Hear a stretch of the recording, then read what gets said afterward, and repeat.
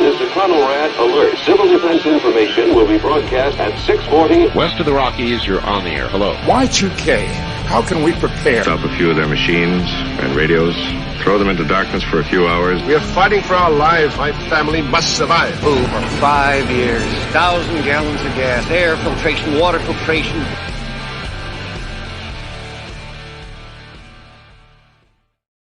Coming at you from the frozen tundra that is East Central Alberta, Canada.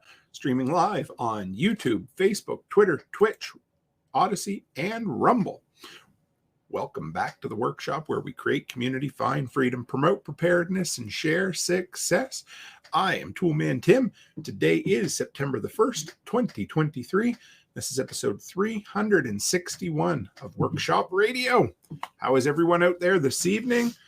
It's been a busy week. It's been a great week. Backwoods Butcher is the first in the chat this evening. Great to see you. Hope everyone's been doing real well. Give me just a minute. We'll get these announcements out of the way, and then we're going to have a free-for-all. We got some cool questions from, some talking points from Telegram. And man, just got started. We got 8 people in here already. Great to see you guys. All right, so number one, this is our Friday night show. And I'll hold on to that question. I got somebody here asking about a review I might do, so we'll hang on to that and we'll come back to it. Friday evening, our sponsor is twochickshomestead.com. Good friends of mine whom I'm going to see in real life again real soon. That's Nate and Aaron, and Nate is the bearded chick of the two of them. If you guys are looking for, your fill of homesteading and real life content, give them a go. They are in all the podcasts feeds and all the places. If you're looking for a little inspiration and see how they kind of juggle homeschooling and working and homesteading and rabbitry and ham radio, everybody take a drink, then give my good friends a listen for sure, guys. Number 2, you got just over a week if you're coming to Prepper Camp at Saluda, North Carolina. Pick up your tickets, preppercamp.com, because I believe it's September 10th that tickets are gone. You can't get them. It's the type of place they do not sell tickets at the door. So if you don't get them, you are SOL. And finally, speaking of my good friends in Illinois, Aaron and Nate, we are having a workshop / Two Chicks Homestead get together in person there. And if you've never done an in-person get together and you're kind of nervous, you're like, well, yeah, don't worry. I'm not a serial killer. I don't think, am I? Huh? No comment from my wife. So there you go. She's still alive after so many years. So I think we're doing all right. But anyway, so we're having to get together. There's absolutely no cost. People have asked. Nate and Aaron are gracious enough to host it on their property in Hinckley, Illinois. If you want the address, you got to join us on the Telegram group and we will get you hooked up. I got some super secret swag for everyone who shows up. Anybody who meets in person. We're going to have some regional treats from around the area. And yeah, just a lot of hanging out, chatting, and you will find out what it's really like to hang out with like-minded folk. It's powerful. I love it. I always come away energized, even if we are tired. So yeah, if you are within a day's drive, because there's some people driving of Hinckley, Illinois, I'd love to see you. All right. With that, who are you over there? Who's my partner in crime tonight? Oh, well, my phone didn't go off all night, and then all of a sudden it just starts blowing up. So it's absolutely. So Bamsy Moi. I don't know. What do you think that name is there, hon? You gonna guess on that? Bamsy Moi? No. Wants to know if you're gonna make a video of your favorite lag vise. I would if I were a woodworker.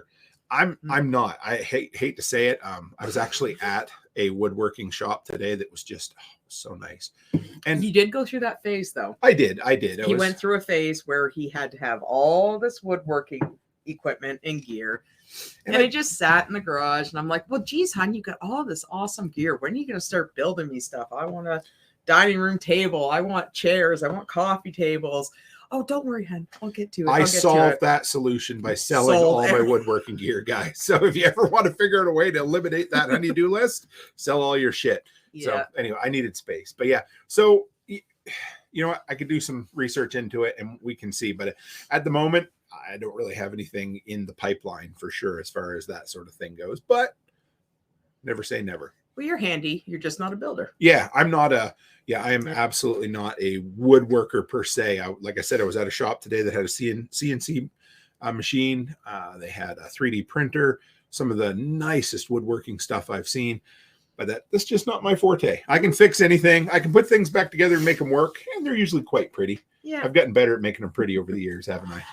Anything you build with wood, though, it always weighs like 9,000 pounds, and it's made out of the biggest pieces of wood that you can find. But it doesn't break, does it? You could park a truck on it. The damn thing. Do you remember? Do you remember when the girls were really young and they needed a little step stool to get up to the sink? And my dad, their grandfather, built one for them. Yeah, using I think it was 2x4s and strapping or something, wasn't it? Yeah, no, but he used the big air drill or something. Oh, the big leg bolts or something to hold it. Yeah, but it was the thing weighed 78.5 pounds, didn't it? Do we still have that? I thought we kept that, but I want to say we did, but I don't think we have it anymore. So if anybody wonders why when I build things, again, it's Tim proof, right? Yeah. That many years ago, Becky coined the phrase Tim proof, and ever since it has to be. Well, that's what I was telling Taylor at the daycare too. She's like, well, Tim could build this stuff. And I'm like, nope, not if you ever want it to come into the building and being able to move it. Tim cannot build anything because it will not come through the door. And we'll have to hire at least 20 people to move it. So it's not going to happen. I will. So thanks, Bam. Said Google lag vise steel can take a lot more beating than a normal vise. That's what I need is something.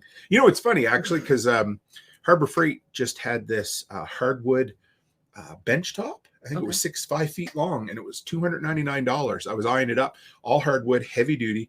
I thought that might be nice to bring home and put back against where my other bench is, So my feelings on Harbor Freight, so I don't know. Yeah, you love them just like I do. No, they're kind of like the American version of Princess Auto with better stuff and cheaper prices. I don't know. I understand it's all Chinese import. I know it's kind of like a more extravagant tool Dollarama or dollar store. Come on, don't put Dollar Tree and friggin' Harbor Freight in the same category. It is. It's more localized, but and a little bit more expensive, but it's the same type of, kind of like how the Dollarama gets all of Walmart's seconds. You know what I mean? So that's Harbor Freight kind of strikes me as that. So the other day we had a conversation. I think it was Ryan Buford was asking in the Telegram group. He was looking for Canadian outdoor equipment stores, right? Mm-hmm. And so we were listing them all off, and somebody said Canadian Tire has really good camping supplies, and he's like, what? Canadian Tire? I said, yeah, you got to know. Canadian Tire is like this really weird hybrid of all the places, I love Canadian Tire. Me too. Yeah. Like, it's kind of, the thing is, so it's kind of like, well, it's like Walmart without the groceries. Yep. But they have higher end stuff than Walmart. Yes. So like you're going to, instead of getting, a great value tent, you're going to get a Canadian Tire knockoff tent, but it's going to be automatically better value than what great value would be. Yeah. So it's even their cheap stuff, other than maybe JobMate, which isn't horrible, but well, it's not horrible for like somebody starting out or somebody who doesn't need it for a lot of things, right? But like their cheap stuff is way better than Walmart cheap stuff. Yeah, it is. So, and they have so the one we go to in Edmonton, the South Common one. I love that. That thing is 2-story. It's the size of at least a football field, probably bigger. I don't know. It's massive. And the upstairs has a beautiful gun section, beautiful hunting section, a really good ammo section, fishing, camping. They have a really good toy section too for like at Christmas time. Yep. Like their toy selection is incredible. And for those who have kids into hockey, they have an incredible hockey gear selection. And then the downstairs is everything. They even have a Party City built into it. Yeah, like any home needs that you need. Like, they most of the time they're okay. Sometimes they can be on a little pricey side. Yeah. Oh yeah. It all, you have to like. They're a lot like Harbor Freight in their pricing because Canadian Tire, there's a good rule of thumb at Canadian Tire is to never pay full price. No, just wait for it to come because the shit's going to come on sale every single time. And I find like their big one for that is their knives and like their knife sets and their pots. Yes. Oh man, their pots like are way overpriced. Oh yeah, like you'll get a pot set that's like Paderno and they'll be regular price like $1,900. But then they're all of a sudden for $1.50. well, then before Christmas, they'll be like, oh, the same Paterno's Perderno set, and it's 80% off, and you'll get it for like $189. Yeah. And it's the exact same set. Never ever. Yeah, they're No. one of those places you always wait. It'll come on sale. And when it does. And they're Yeah. and they're the ones too that survive on the people that run in and buy stuff off retail all the time. You know. And then they also have, of course, a mechanics bay attached and tires, and they even have their own currency called Canadian Tire Money. Yeah, I will say though, I don't think you could convince me to ever take my vehicle back to them. No, they're pretty shady. And I can't really say too much about the one in South Common, but a lot of the Canadian Tires have really, really shitty customer service. I do believe that I may or may not have called one of their employees the C word one time. Yeah. A lot of the smaller Canadian Tires in the smaller towns have really, really shitty customer service. They are the worst. But like, if my cousin Roy's listening tonight, he does listen quite often.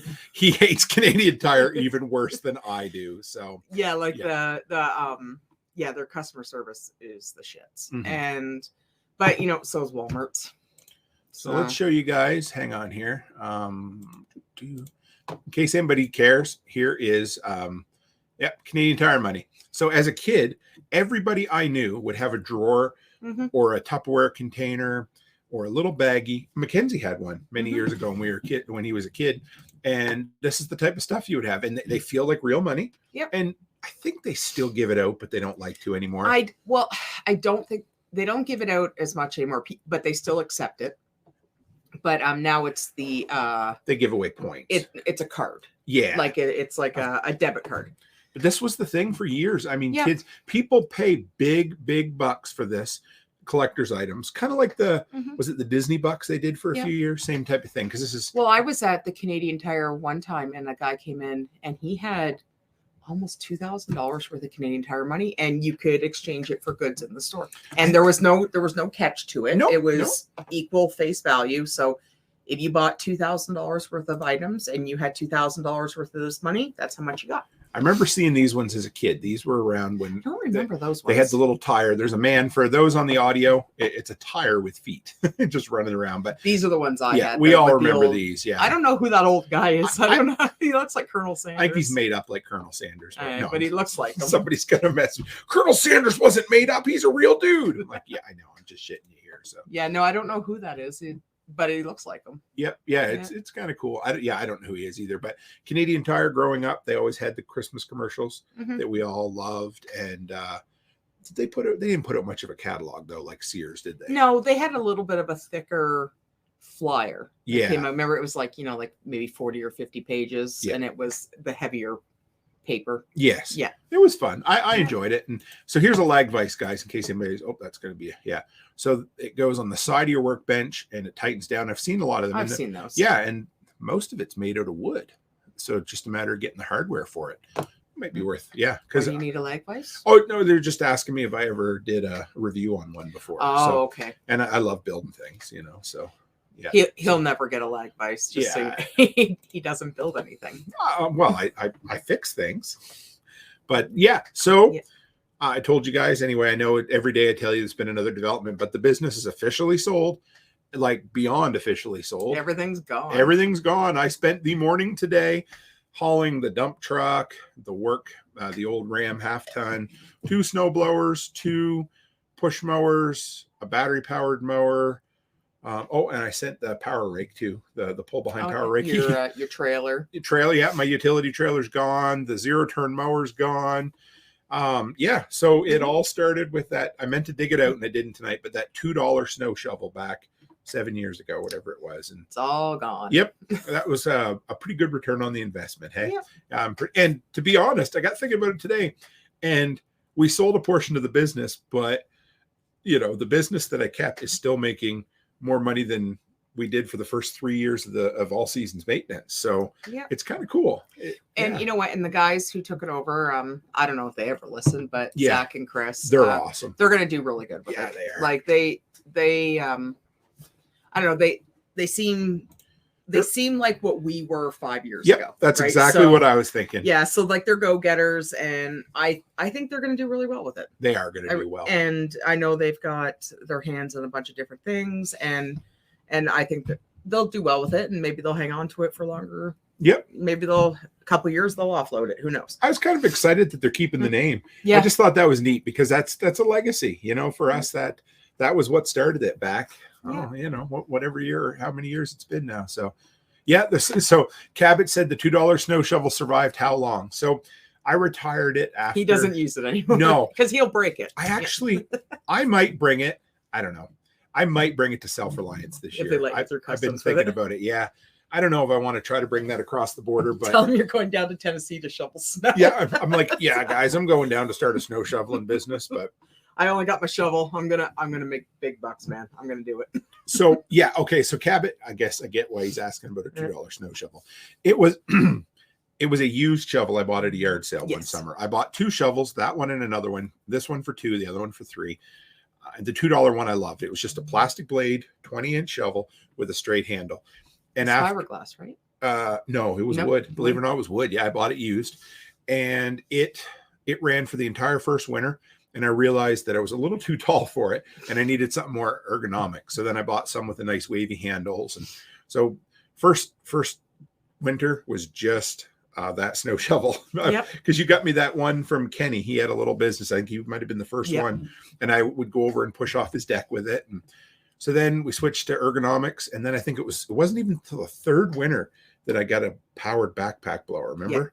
And you bought I don't know if it fell off a truck or where it came from, but dude had it brand new in the box for like half price. It was a Poulan, remember? Yeah. We went up to Lloyd. We picked up in a sketchy parking lot, but it worked. The thing, you know, it was that we had that for a winter. Then we picked up our very first steel one. Mm-hmm. And so I got to use the steel one, and Brian had to use the cheap Poulan. Yeah. But we didn't get a snowblower until like 4 years in, maybe 5 years. No, like up until like 3 years ago. Yeah. You just used the blowers. Yeah, we used the blowers, and because that shows how little snow we actually would get here. Mm-hmm. But the last 3 years it's been ridiculous. Yeah. And this year's going to be even worse. Yeah, it was kind of cool to see that you know, the $2 snow shovel turned into what it did, you know. So I always have this theory that when our summers are extremely hot, and my theory's never been wrong. When our summers are really, really hot and miserable, it means we're going to have like a really shitty winter. So I have a feeling this winter it's going to be a lot of snow, and I'm kind of glad we don't have to worry about it. So it'll be nice not getting up at 5 o'clock in the morning and Mr. Cook rolling over and being like, "Hon, can you help me with the snow we got dumped on?" Yeah, and then trying to go out and do that, and then worry about whether or not I have to be at the daycare and whether or not I'm going to get frostbite again. So it's like, I remember you would hop in the shower like, "Oh, that hurts." No, I got mild frostbite last year, and I had layers on, so it's like, but I don't, and it will be nice being able to go on our Christmas shopping trip and not have to worry about getting a phone call saying, "Hey, guess what? We got dumped on," you know. So it's pretty exciting. It's weird. But I'm not going to miss it. I think I've shared a few times with you guys that, and this is just the nature of the business and the nature of who I am. But about the last 2 days in October, until we get our first dumping of snowfall, I'm a bundle of nerves, aren't I? Yep. Yeah. And to the point of the day before the first snowstorm, it wasn't on purpose, but Becky didn't want to be around me. I would just be an old grumble butt, you know. It was just awful. And just because, I don't know, we used to have this joke on the East Coast that everybody forgot how to drive through the summer. Mm-hmm. And so that first time, if you're on the road during the first snowfall, everybody panics. And I think it was a little bit of that. It's just, you don't blow snow for 7 months. All of a sudden it shows up and you're like, am I going to be able to do this? Every year you're like, can I really do this? And then you're fine. So. But also too, it's like we noticed the last couple of years, it's like everyone forgets that it starts snowing in late October, early November. Yeah. And then they all start panicking and calling us, wanting us to bail them out. And that creates even more stress because then they expect you to do it at the drop of a hat, and then they're rude with you. And it's just, and it gets tiresome. I was glad I'm glad you know, something else I didn't really think about, but the property management is very much even keel throughout the year. Yeah. You know, you have spells like right now where you have a bunch of people who move out. It happens in kind of September, and I don't know, April, May. Yeah. Those are the 2 times that people tend to move a lot. So here we are. Yeah, and like I But I said, don't mind. Chris and Zach, they're going to do awesome. Oh, Yeah. If they happen to ever listen to this episode, we're Yeah. awfully proud of them because they're good guys. And Mhm. it was nice dealing with people through the whole legal process who everybody was up front with one another, and we just got it done. Yeah. The only one who dragged their ass was the lawyer. But Big that's surprise. Yeah, right? I know. So I reached out about an hour ago. I asked in the Telegram group, Mrs. Cook, Mhm. what we should talk about tonight. All right. Yeah, So because we were going to do Amazon. we were. So, So anyway, we decided these comments, talking points were so good that we're going to go with these. Well, So and I had a gong show of a day, so Yeah. I didn't get a chance to go through anything. it was today. a hell of a busy day today. Oh, It was geez, a good it just day. didn't stop today. I think I spent more time on the phone today than I have in a week. Yeah, no doubt. And I'm surprised I'm still talking because I was done today. You So, did good. Yeah. But So, do you want to do the short one first? sure. All right. So we're going to share. Everybody came for funny farm stories, and we got lots, but we'll share them here in a minute. But Respecter asked, and we've talked about this a little bit before, but we'll gladly talk about it again. Said maybe not doable tonight, but would still appreciate hearing about how you found and chose your Tennessee land. And then Ryan Pippin said the thoughts on a remote and or distant property is a good topic. Cool. So we'll kind of wrap those in together, Okay. right? Yeah.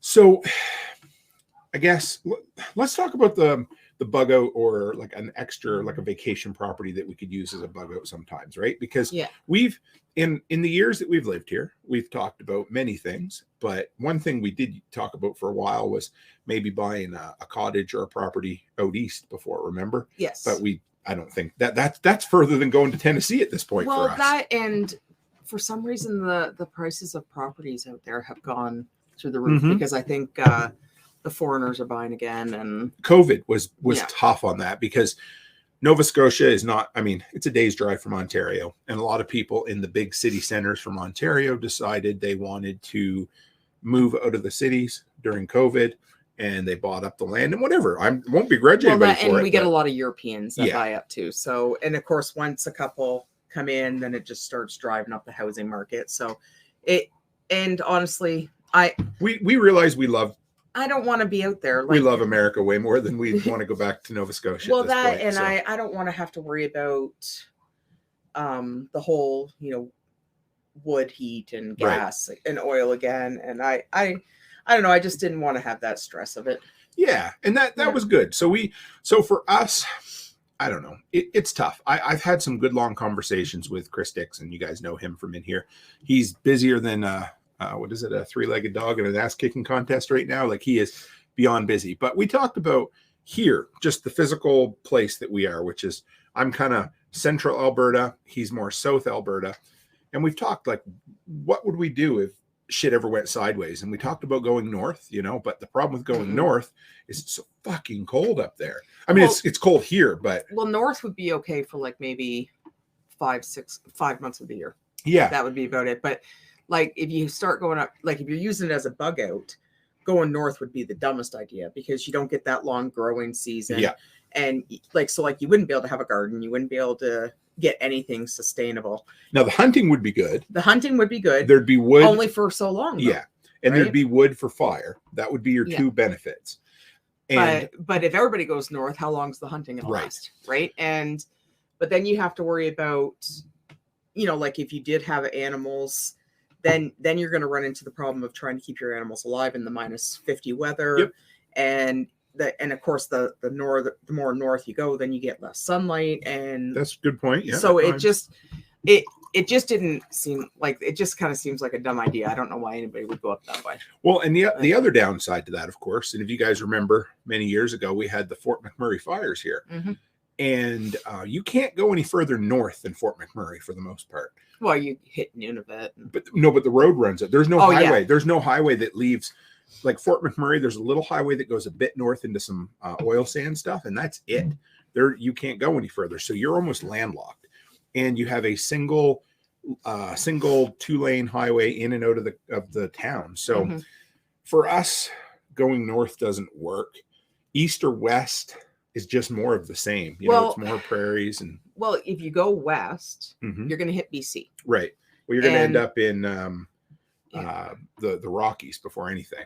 Well, but if you're going west, you got to deal with more people. Right. Yep. Right. Yeah. And if you're going east, more you're gonna- California type people too. Exactly, Everybody wants right, to read but- between the lines there. yeah, like so you're going to hit a lot more people. Yep. And then if you're going east, like we say, you're going to hit, like it gets colder in Saskatchewan than it does here. Yep. And it's So- even more open and more wind. Yeah. So and of course, then you're going to hit Northern Ontario if you keep going, and that's no better either. So for us, I mean, we've thought about having well, actually, I'd mentioned it to you before, but we'll never do it at this point. But remember when I used to travel up to Bonnyville? Yep. So that's only 3 hours north of here. And it's quite pretty. Remember I used to tell you there was some really nice lake property and different things. And I thought if we ever bought a cottage, it would be nice up there, you know, but that's not really, it's not conducive to a bug out location for us, right? It's not far enough away from where we want to be. Right, exactly. So- And, you know, so then we thought, okay, well, south has to be what it is. And the problem is, of course, it is a 3-day drive for us. You know, I mean, well, we could do it. It's 30 hours. So if you and I drove nonstop, you know, taking turns while one slept and one drove, we could be there in just over a day. We have routes planned out. Well, I've gone through it because I'm a geek like that, but trying to find, you know, routes that go south of here that don't go through any real major population centers. That's possible. That was part of the reason we came through the Dakotas last time, was just to see what that was like. I wouldn't want to travel that in the winter. I would try not to for sure. But yeah, so Grace says we need a spot for our Chihuahua sanctuary. Well, that's the other thing. Yeah. Is that we need to make sure we can take our dogs with us. But so yeah, that's how and then of course we wanted to be somewhere with a like-minded community. And all of I always used to call them our imaginary internet friends, but of course they're real now. But yeah, all of our closest friends who are likewise, you know, that believe the same as us, live in Tennessee. Everybody, right? Derek, I love Derek. He says, ever need a place to stay in Bismarck? We got to stop and see him sometime. Bismarck. He's North Dakota. Okay. Yeah, he's also a what do you call it? A bourbon drinker as well. Got my hat crooked. There we go. Not your head. Yeah, it is. Well, it's too big, you know. And say good evening to Ravenwood Acres as well. Hey, Jake, how are you, brother? So then that kind of led us to, because again, my big belief in a bug out location is it really should be something else, not just a place you go if everything goes bad. Because yeah, go ahead, baby. Well, no, and of course with the bug out location, we want it to be easy for everyone to get to as well, because we also have family that would be coming with us, and the older kids have their vehicle, and it needs to be somewhat of a straight run that we could all hit. And I don't know why they're going crazy tonight. I think there's a cat out front. It's pretty hard to hear in the background. Yeah, now, they're being obnoxious. Yeah. But it's because you're not up there. Yeah. So, but with us, it was somewhere where we could go, because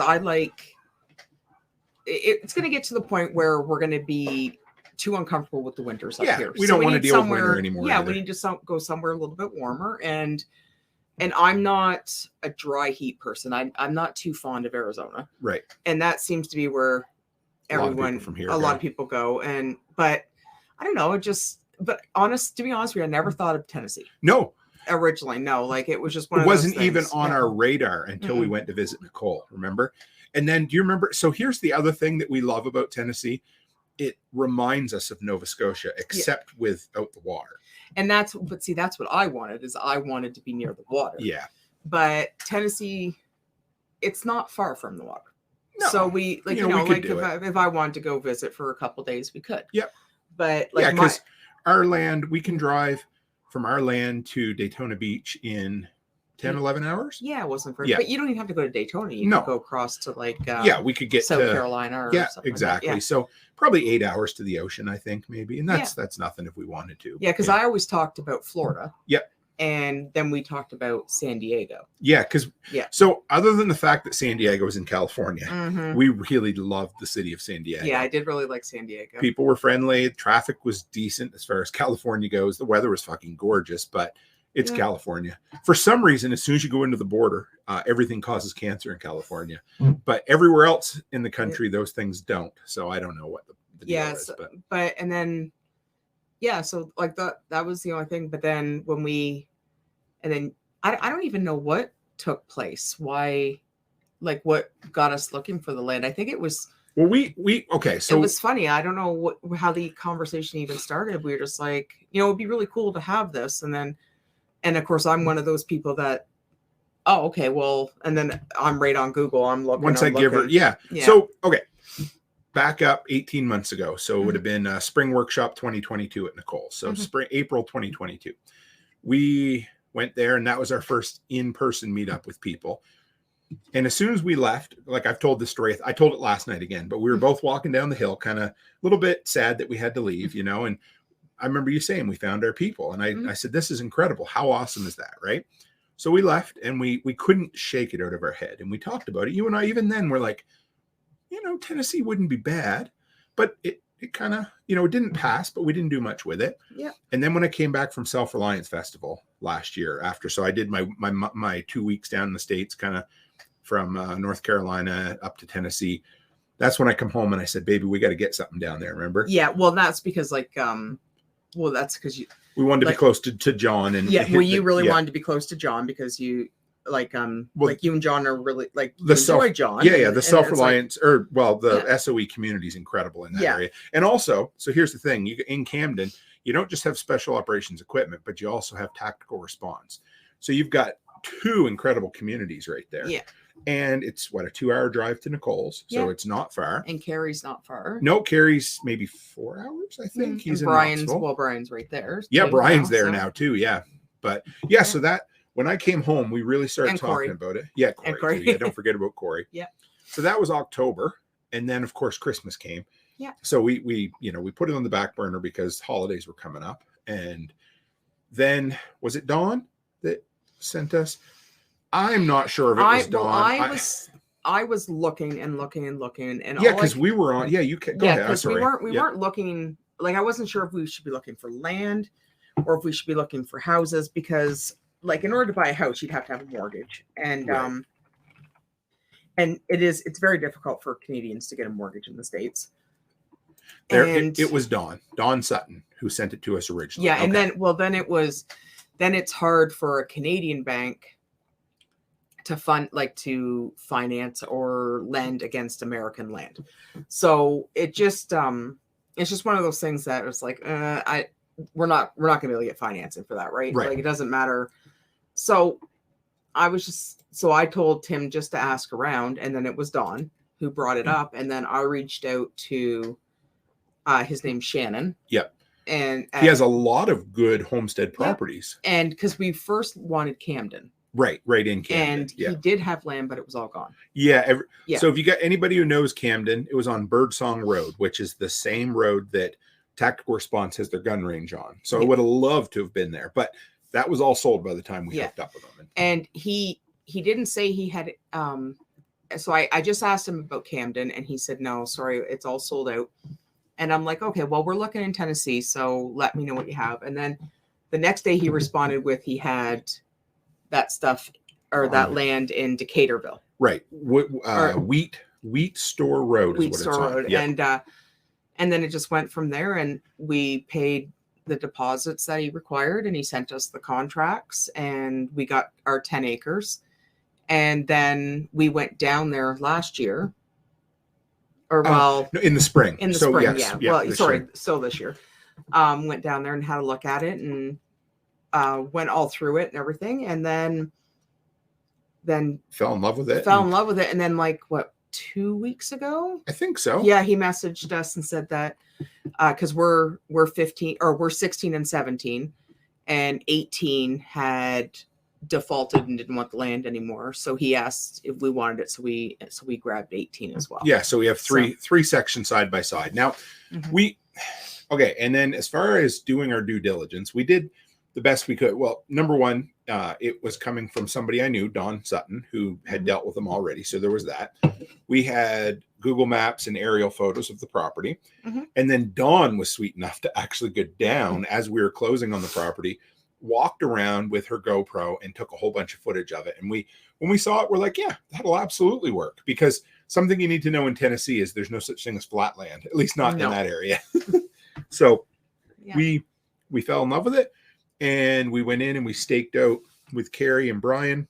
What did we find? 4 or 5 kind of flat locations in there. Yeah, but now we're going to have even more now because of the new 5 acres. Yes. But it's it's not one of those things that's gonna happen overnight. No. Right. Like it'll be a few years. It's going to be a long time. Yeah. And it's gonna and John, like we had mentioned before, John's gracious enough. I think he's going to let us use some of his equipment so we can clear some stuff out of there. Yeah. Like if we can get some big gear in there and clear out some stuff, it'll take a lot of the pressure off and it'll lighten the load a lot. But it's just one of those things that's just going to take time. Absolutely. Yeah. Just want to shout out, hey, Ian, Claire, good to see you. But yeah, we so this year, I had originally had great big plans and thought I'd go down and work for a month and a half, and then things change. That's just what happens. So I'm going down for a full month now. But I did say you could stay longer if you want to, because we postponed our trip to Hawaii. Yep. So that means I need to. So I need to talk to. I haven't talked to you about this yet, but there was another event that somebody asked me to go to that I couldn't go to because we were going to Hawaii, and he's probably listening now. So that may be a possibility. So I think it's 2 weeks after, a week and a half after Self-Reliance Festival. So what day would that be? It's either like 22nd or 27th or something. I can't remember, of October. Who? Jason Sparks. He's coming on the show on Sunday night. Kentucky Sustainable Living. So yeah, but you're the one who mentioned it. So to work on the land. Yeah, I know. Not to go to events. I know. I just wanted to warn you that I'm going to say, if Jason's listening, I gave Mr. Cook permission to stay longer to work on the land. So I may, and that may not only mean to go 3 or 4 to days. events. I just wanted to warn you. That was the deal. Because I didn't have time to cut you off at the pass, that if you were going to make that public, that I would have to I would have to fill you in on. And I am making it very public that I said to work on the land, not to go to events. Yeah, I won't be able to stay that long. It'd only be 4 or 5 extra days, because I still want to get home before the snow flies. Yeah. If I was going to stay that late, I would have to. No, but remember how much fucking fun we had driving down earlier this year? Oh my God, was that awful? So, yeah. So I think we covered how we found it. Yeah. What we're doing. Well, I guess in the plans going forward are, this year, if we can get a parking spot cleared off the side of the road, if we can get a walking path up through the property, and we get at least one composting outhouse built just off the road where you can't see it, that'll be a good start. I'd hope to maybe, and if I stay an extra week, maybe I'll get a frame of a cottage up or something. So it'll be good. I'm looking forward to it. We're having a work day there for everybody who has, who's coming. I don't know how many people. It's going to be a lot of people, but the Thursday before Self-Reliance Festival. Get it all cleared out. Yeah, it's all free. The food and drinks will be.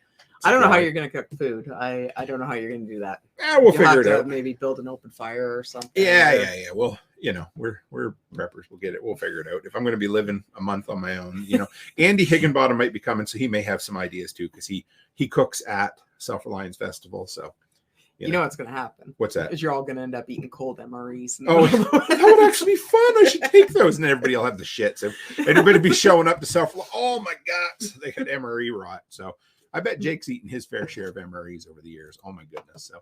Oh, we're gonna cook all this here's your free MRE, guys. Yep. Sorry, it's not heated up. Where's the heater? Oh, Alice stole them, our daughter. She loves MREs. So yeah, that's actually a really good one. So the next thing, this was Kyle, Backwoods Butcher, who asked us this. Now, this is something we haven't done in many years, but still a lot of good stories to share. So let's see, where did that go? Kyle said, I'd love to hear about when you guys went through your, he put quotation marks around it, farming phase. From what you talked about, it sounded like a fun time. That's one way to put it. No, we had a good time. But all right, so way back when we first, before we even got married, I think a lot of our homesteading came out of, again, that desperation, right? Mm-hmm. Because we didn't have a pot to piss in. We didn't even have piss to put in the pot. So we can even go further back. Yeah, go. Oh go. Yeah, actually. Yeah, I like. Did you see tonight's thumbnail? No. So if you guys haven't seen the thumbnail from this evening's show, you should really check it out, because it is a goat sitting on top of a police car. So you want me to show you? Or go ahead and you can share the story. Yeah, no. So even going further back, this is just how stupid like some things can be. I was born and raised in Sarnia, Ontario. Yep. A big city. A city of 100,000. 100,000 people. Never the closest thing we had to a farm was the animal farm, Or the which we farmer's would market. go, or the farmer's market. So we would go to the animal farm, and it was like a day trip, and you could go and you could pet the goats and see the rabbits and stuff like that. But they were all in pens and everything. So that's about as close as I had to farming, except for the 1 year we lived in Inwood, and my mom got us rabbits, and then the neighbors' dogs killed them. So that is about as close to farming that You ever had? I ever had, Yep. and my family.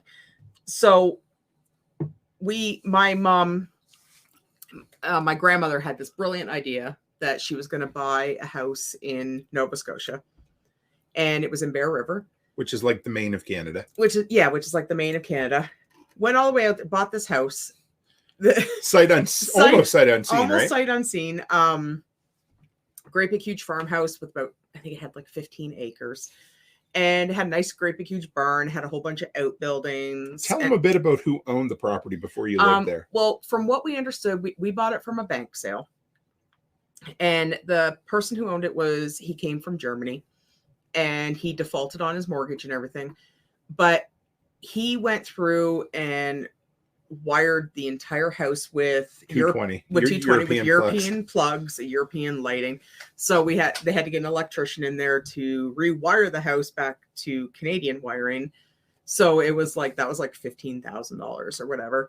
And then he buried vehicles. Vehicles. This was some sort of insurance scam. It was thing, an right? insurance. Yeah, he buried full vehicles in the fields.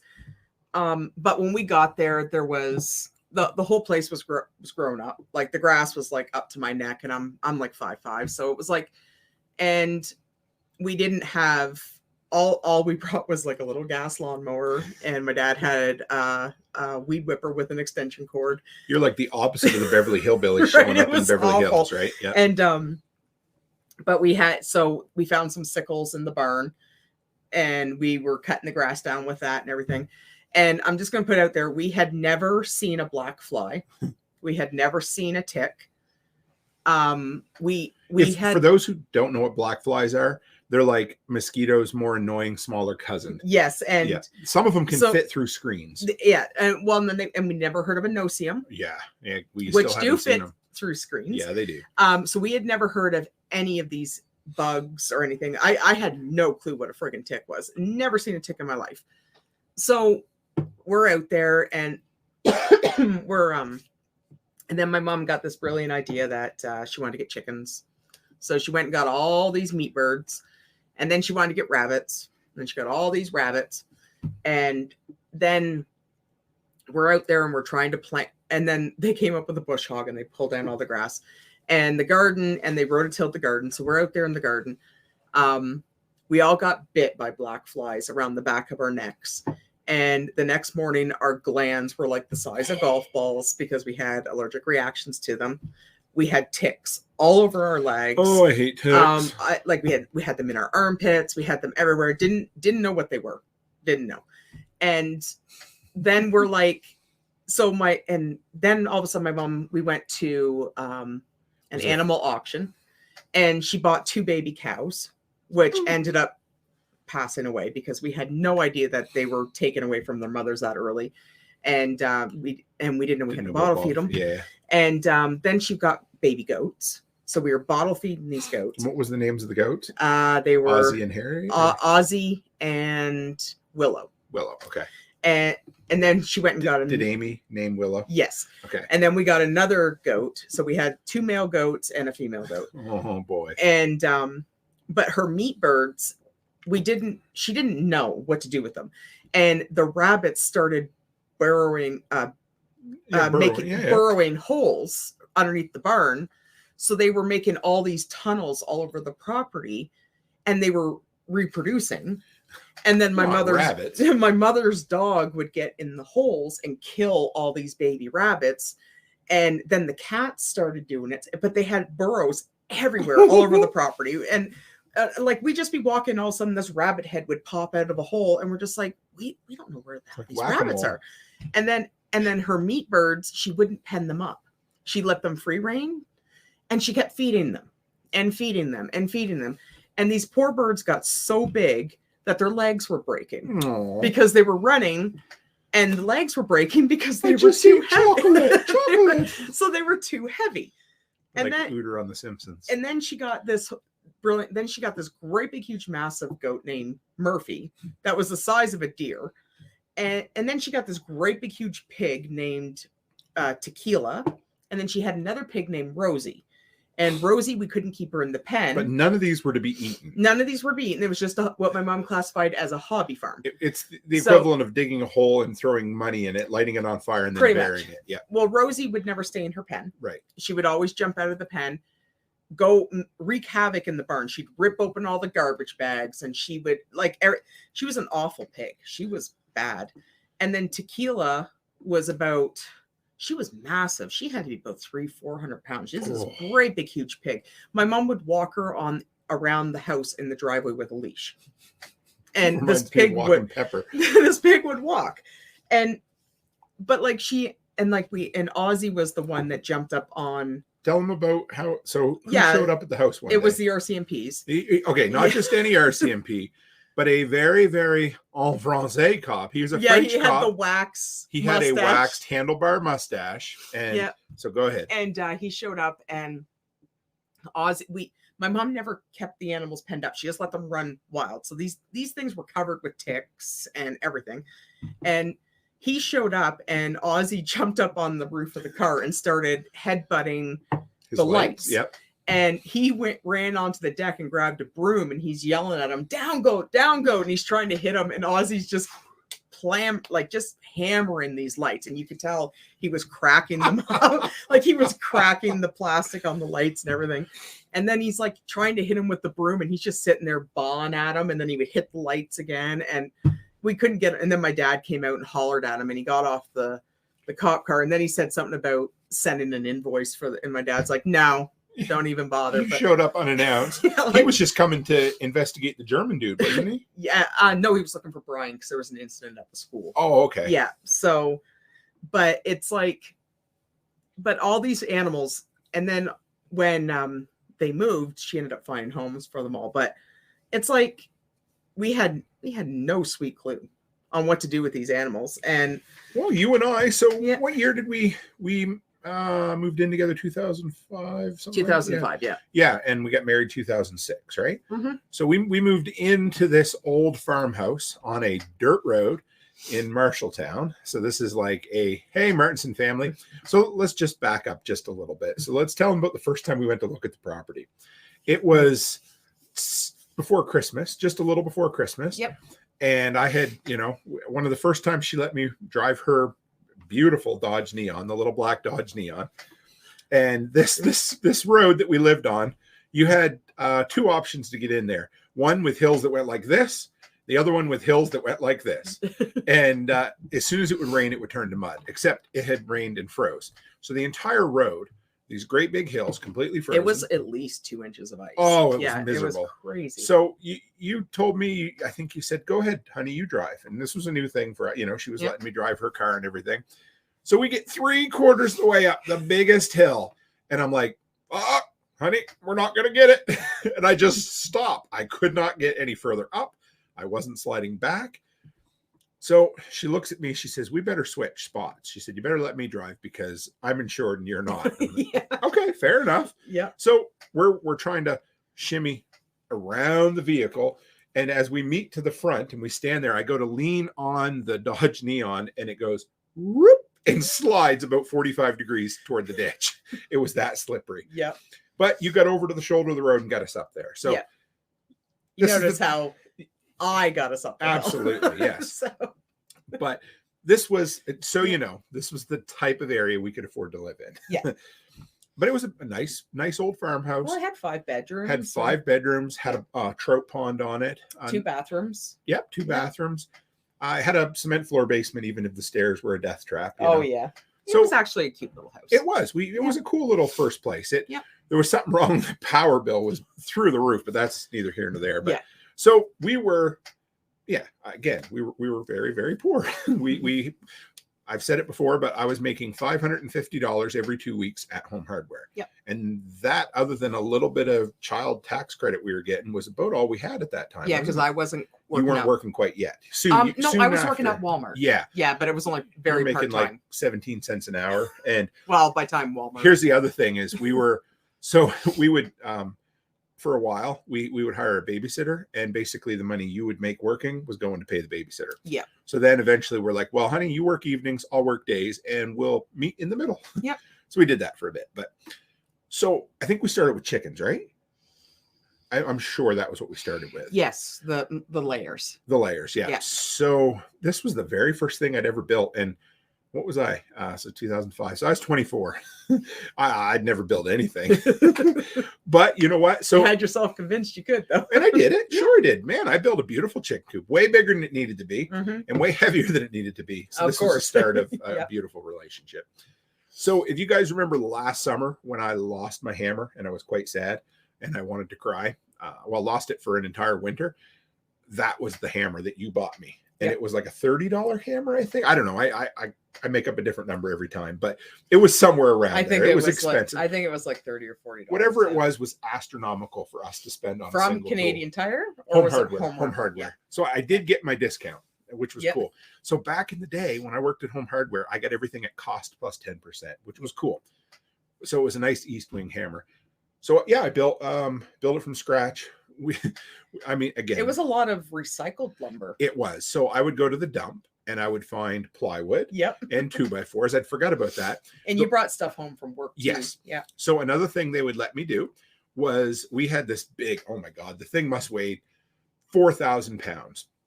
It's a 4-sided rack. It had 5 shelves that would hold 4 50-pound boxes of nails. So 4 times 20, that's 1,000. Yeah, 4,000 pounds. And you could run and spin around the entire rack. And we had 2 of them, or one. Yeah, I think we had 2 anyway.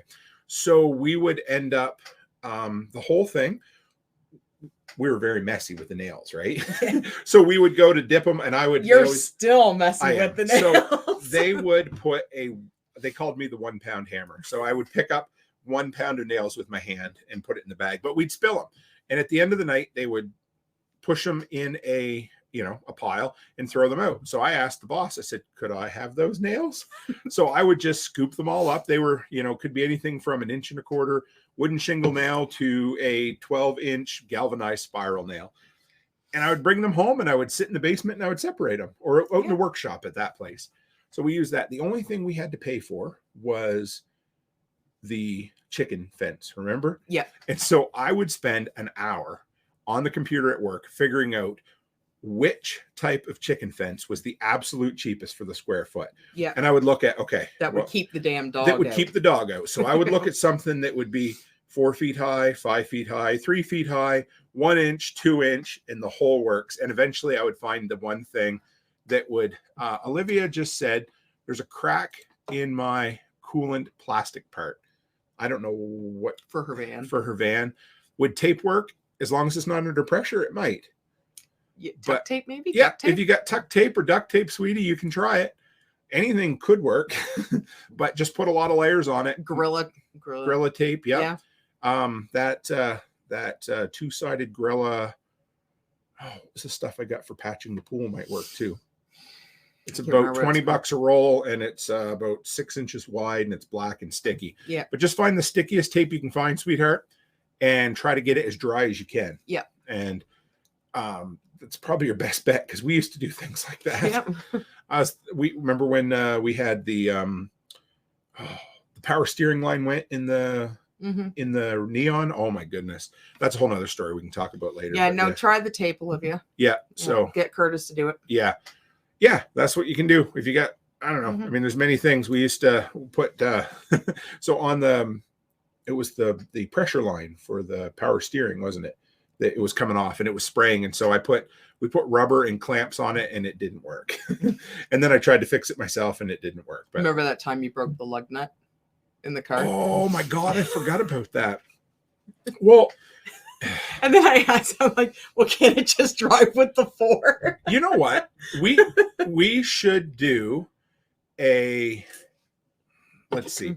We should do an entire episode on the jankiest poverty things we did over the years. The things that we did that cost us the most money, or the things that we did to try to fix the worst of the worst, you know? Because there were some bad ones.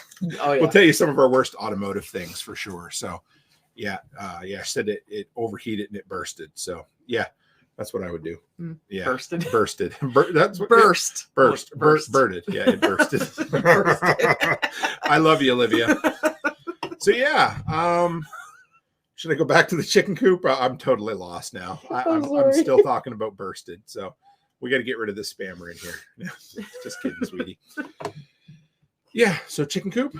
Yeah. So we built a chicken coop. And like I said, the only thing, our daughter just called us an asshole. That's how you know she's our daughter. So, well, at least we didn't burst it. Yeah, that's true. Flex Seal. Yeah, Flex Seal might work.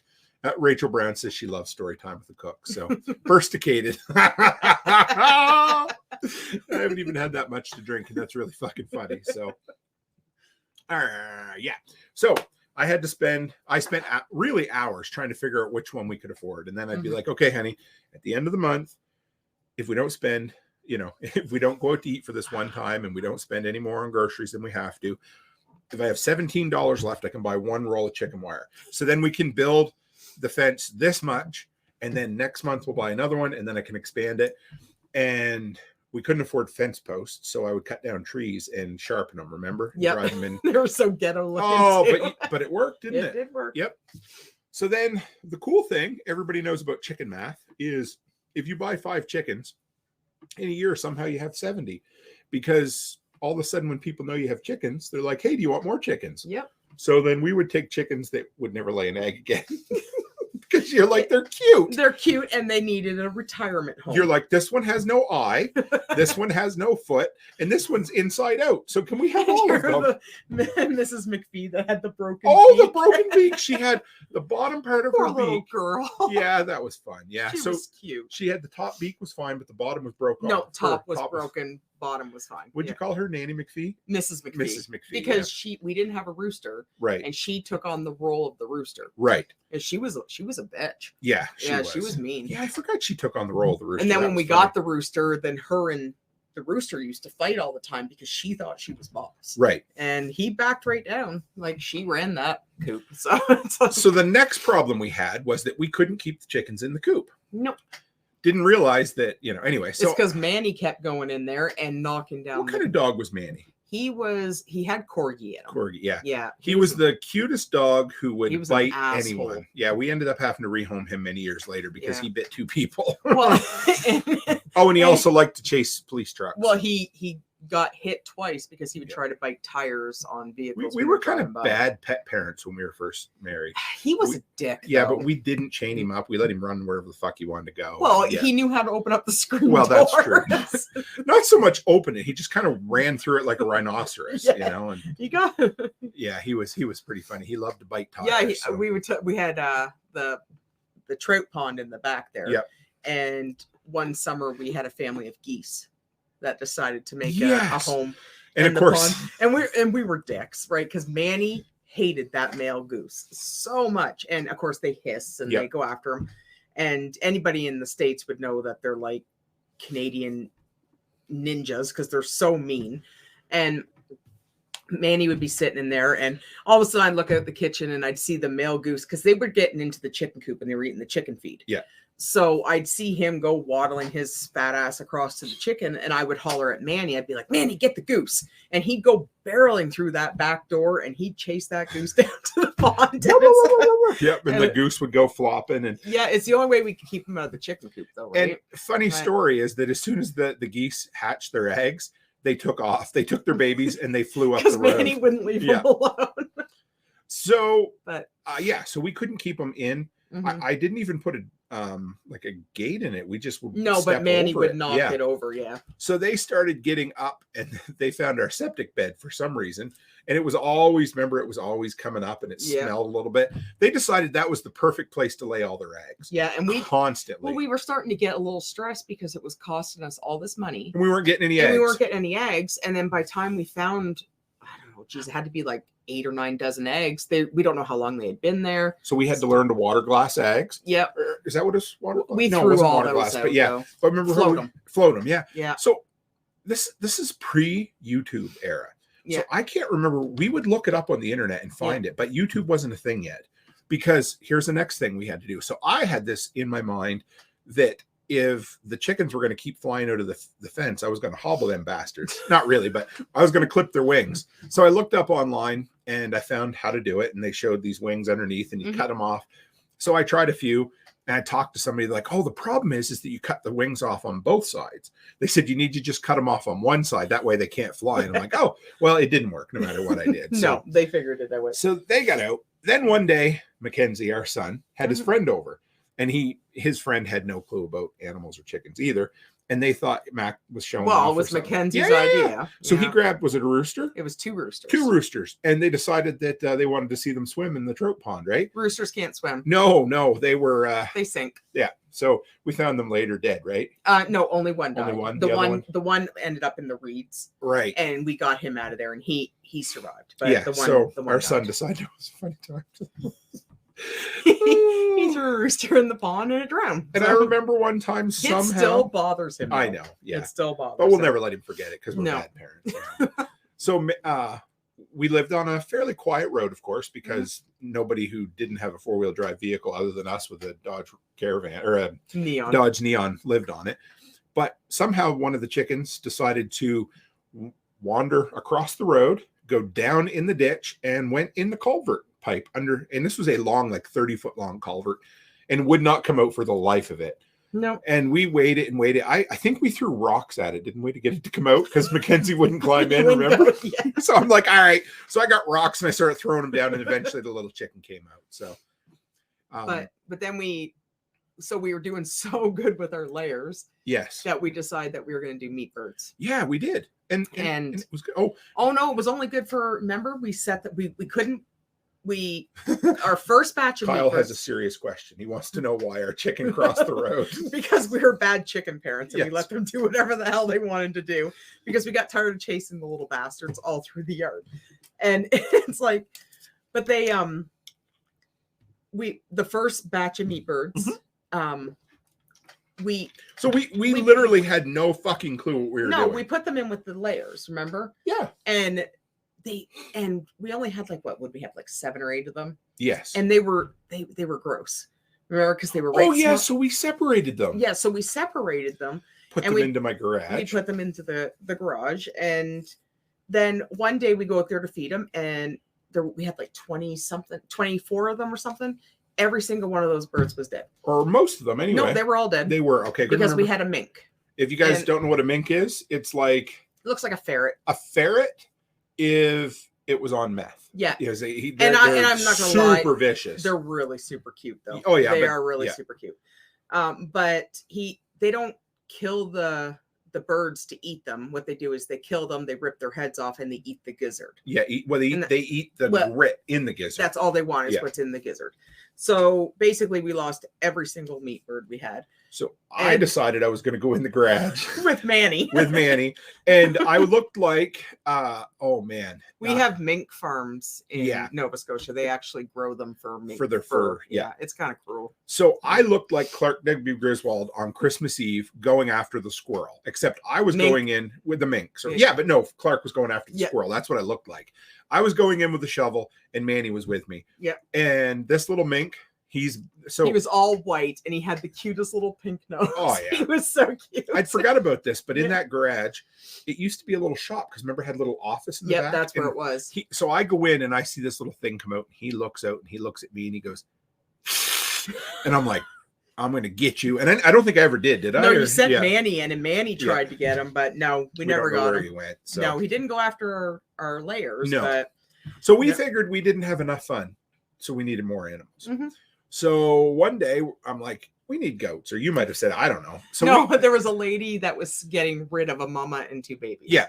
And it, of course, as most of these excursions would go with Mrs. Cook, she declined to tell me that it was in the middle of fuck nowhere. So Weymouth doesn't even have, well, I might have a gas station. Anyway, Weymouth is like the tiniest little town. Oh no, it wasn't in Weymouth though. It was in Easton or wherever it was, where my dad grew up. So the type of place where my dad and the family of 5 or 6 at the time lived in what's now a woodshed. and it's kind of where the paved road runs out. Yeah. So it was like an hour's drive to get there. And we go down and she had a full grown goat and 2 babies, right? Yes. With horns. With horns. And she gave us a good price. It was like $150 for everything. I don't know No, it was $100. $100. Yeah. And I don't know how we even come up with 100, but we managed. And she was milking, so it was great. So we seriously considered, because we didn't know how we were going to get them back, of putting them in the back seat of the Dodge Neon. We did. Remember, we discussed it. Yeah, we did. So I'm like, well, I'm a good dicker. I think I can make a good deal for us. I said, I'll give you $100 if you could deliver them. Yeah. And she obviously wanted to get rid of them because she said sold before I even got the words out of the mouth. So a couple days later, she shows up and we had a little woodshed attached to the garage. And we turned that into... It was a really comfy... It was, yeah. We filled it full of hay because there was an old barn next to us that was full of 10-year-old bales of hay that was still, for us, ours for the claiming. Yeah, well, it was free. So. Yeah, so we went and got it, put it in there. And we, again, knew nothing about homesteading, nothing. So we had to learn how to milk goats real quick. Because, of course, the lady said, you know how to milk them? I'm like, oh, yeah, I do. Yeah, I mean, I grew up on a farm in the town, so because I didn't want to tell her we didn't. So then we looked it up on the internet and they're like, squeeze, pull. And we did really good. Yeah. We bought, I remember, another stupid cheap thing, but we ended up buying a brand new galvanized bucket because we couldn't afford a stainless steel bucket. Yeah. So, but we got, Mackenzie loved goat. Well, Mackenzie was having an issue with his weight because he was not too much. He was underweight. Yes. So we put him on goat milk. And because it was high in fat, and he absolutely loved it. Yeah. And then I learned how to make cheese. Yeah. First you made butter. What was the cheese you made? Paneer. And then we did make some mozzarella from scratch. We made some yogurt. Remember we found we got a yogurt maker for a bit. No, we did all that, and we did really good with the goats. Yeah, the butter soap. We made soap. Yep. We had for years afterwards. Remember? And we did a lot with that, and the milk really helped Mackenzie with his belly and everything too. So it was really I don't know. It was really we did really good with the goats. Yeah. So we would lock them in at night, and then during the day we would stake them out. And they would eat the grass, and they wouldn't bother with the chickens or anything. So they were Until one day I get a phone call at work. And I used to take my job really seriously. So it would have to be an absolute emergency for me to leave work, And so Becky calls me and I'm in the office. I'm like, what, hun? What can I? Yeah. She goes, the goat got away. And the goats are missing. The goats are missing. Right. And I said, look around for them and then call me back, I think. Right. And you ended up finding them across the road, all the way up in this old graveyard, didn't you? Yeah. And you managed to get them home, didn't you? We did. We put them in the Neon. There you go. Because I don't think I think I was I couldn't get away from work or something. Yeah, no, we put them in. Yeah. We put them in the Neon, and they were covered head to toe with ticks. Right. So we had to pull all the ticks off them. But no, I got them back. But that was before we started staking them. Remember, they were in the pen, and I wanted to open the door so they could get some fresh air. So I blocked it all off, and they just plowed right through what I had built over. But but we got them back. Yeah. Yeah. And we lived in that house for a couple of years, right? No, just a year and a half, maybe. Yeah, it wasn't very long because the power bill was more than the rent. We couldn't afford it. Yeah. So we ended up, what we had left for animals, we sold our goats and the few chickens we had. We were going to take some. No, we weren't. No. Yes, we did. We took them with some of the chickens with us and then sold them to a neighbor right away. Remember to that French guy? Remember we took him to Deep Brook with us? Yes. And then some really old. Remember the weird French dude that didn't pay us for the chickens forever? Yeah. Yeah, we give him friend of dad's. We give him 30 chickens for $50. He's like, oh yeah, I can't do it for. I can't. Yeah, he never paid us. I think he might have eventually. I don't know. It doesn't matter. Or he gave Dad the money. Yeah, and your dad never give it to us. Yeah. So who knows? Just a funny story that we remembered. So then that was in the in-between time. We went to Saskatchewan for our winter on the prairies that didn't pan out, and then we came back east. And then we moved into close to where I told you guys, way back in the woods, even further. We didn't really homestead. We had a big garden. We had there was no room for. We had no animals, and there was a lot of coyotes. Yeah, it was stuff, and it wasn't very good land, and it was a lot of it was like wooded area, so it wasn't very good. But so eventually, though, we did kind of scrape up a little bit of money. We were still way in over our heads, and we bought a house that we couldn't afford, that had needed work to be done that we couldn't do, and but we had a lot of fun down there for 3 years. Yeah, down Digby Neck. So we bought this was a 130-year-old house, and it was beautiful, right on the ocean, and it had 7 bedrooms. 7 bedrooms, 4 floors if you include a full-size basement with cement floors. Yep. But as you went up, each floor got progressively colder. Yeah.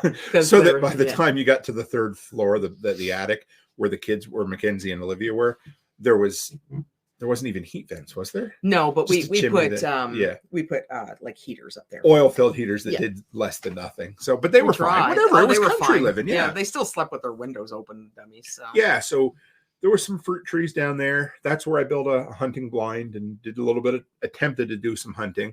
We would fish off the pier, which was cool. But the one we built another chicken coop. This time I built the fence out of what do you call it? Logs on the beach. So just whatever would wash up on the beach, I would bring home, drive them in the ground, and eventually we scrounged up enough money to we must have been maybe doing just slightly better because we were able to buy a little bit of materials. Yeah, and we did the deep litter method with the chickens with the wood chips. Yeah, we were buying wood chips, and that was that was way better than hay. It's funny how everything you learn as you go. But if you're out there thinking I want to build a chicken coop, don't use hay. There's so many reasons for it. So bad. It starts rotting. You can't clean it very well because it interlinks like fiberglass. Well, and it gets a strong ammonia smell too. But like if you do the deep litter method, we would go all winter without cleaning it. It never stunk. Yeah. Never. We would just get, by the time winter was done, we'd have a foot of wood chips in there. But we'd just go in and fluff them up, and they were good. Oh yeah, and of course we'd always add a new bundle, like every 3 or 4 weeks, especially in the winter, just to give them extra, padding so they could burrow and make themselves warm and stuff. But then they had heat lamps, and so this was again, we were still broke as a joke, and we had to learn. There was a lot of cool things we wanted. So we wanted an incubator, and so we built one. We built it out of plywood, the aluminum or the shiny silver foam insulation we put in there. I put a little piece of hardware cloth to put the things, the eggs on. I stole a thermostat. Well, I didn't steal, but I went to the local junkyard, a buddy of mine. I said, hey, can I steal a thermostat off of a hot water heater? So I got a couple of those, an old CPU fan out of a computer, and 200-watt light bulbs with the bases. And then I put a little plexiglass window in the front. And we had, I don't know. We were never disappointed with the results. No. Well, the first batch that we did, we only got the 2 chickens. Right. And one of them was Roxy, remember? Oh, yeah. And we had to find a home for her because she was like a cat. Remember, she wouldn't go she was scared to death, and she would hide. How you remember that? Remember, we put her in there, and she would hide between my feet. Yeah. She would run back because she was scared to death. Yeah. So we had to find a home for her. She went with a rooster. Yeah. And that was lonely. So, but the chickens would pick on her. Yeah. Remember, so we couldn't put her in there. So we wanted heat lamps, but we couldn't afford the special heat lamps. So I would just, hang a light bulb socket from the ceiling and put 100-watt light bulbs in there, and it worked. We never had problems with them pecking, like they said with red bulbs. You wouldn't. No, and we never had. And I think maybe that out of the winters we had, I think we only lost like one, and she was an older bird anyway. And we didn't insulate it. We did the second year. Remember? Okay. Yeah. So another thing we wanted was I always wanted some of them big 5-gallon feeders. And again, they're expensive, for what they were. So I went and I found a 5-gallon bucket. And then somewhere I found some 7 or 8-gallon buckets that were wider. So I cut, the bottom 2 inches off the buckets, and I screwed it or bolted it to the other one. And then I drilled holes around the outside. So I made my own 5-gallon bucket feeder for a couple of bucks. Yeah. And then what I really wanted was a heated waterer, remember? So we bought one of those nice 5-gallon. I remember when we started, we had 1 gallons, and they were way too small. Yeah, they were. Well, we were constantly filling them. Yeah, because birds drink a lot. Yeah, they don't stop. And so we had a 5-gallon galvanized waterer, and I wanted a heated one, but I wasn't about to buy one. So what I did was I took a bunch of cinder blocks and I put a 100-watt light bulb in between the cinder blocks. I turned it on and I set the galvanized waterer on top of that. And I managed to not burn down the chicken coop and keep the water thawed through the winter. Yeah, because there's nothing worse in the middle of the winter when you have to go out there and you've got 5 gallons of water that's like frozen solid trying to get that out of there. It was miserable. We also did turkeys for a while. But do you remember the time that, so we would always wait for chicken day, and the chickens we would get at Dean and Verna's store, right? Do you remember the one day was super, super hot and they showed up all sweaty? Oh, and then we put them in a Rubbermaid. Yeah. And but we lost like 3/4 of them. We lost all but they did give us credit. They give us new ones. Oh, but that was devastating. The trucker actually felt bad. Remember? Yeah. I think he forgot to open vents on the truck or something. I'm not sure. They were so hot. Yeah. And then we got the turkeys and we put them inside the building office in the old and shop. Then they jumped the fence and they crushed my layers. Oh yeah. I was so mad about that. I could have killed those turkeys right then and there. So when it came to processing birds, we never bought a plucker. We talked about it, but so what we would do is Dad, we would pick a big sturdy piece of firewood. We put 2 nails in it. We'd put the chicken's head through it, hang them upside down, and he had a double-bedded axe that we did, the business with. Lay them on their back, let them kick their feathers to get the blood out. I would have a big pot of water, hot water on the barbecue, right? Mm-hmm. And then we would move it over, and we would dunk. And we had the kids help too, didn't we? Yeah. So we would have it was actually pretty cool. We would have 2 tables out there, didn't we? Dad made one or something? We just made them out of wood. Yeah, they were just plywood tables, right?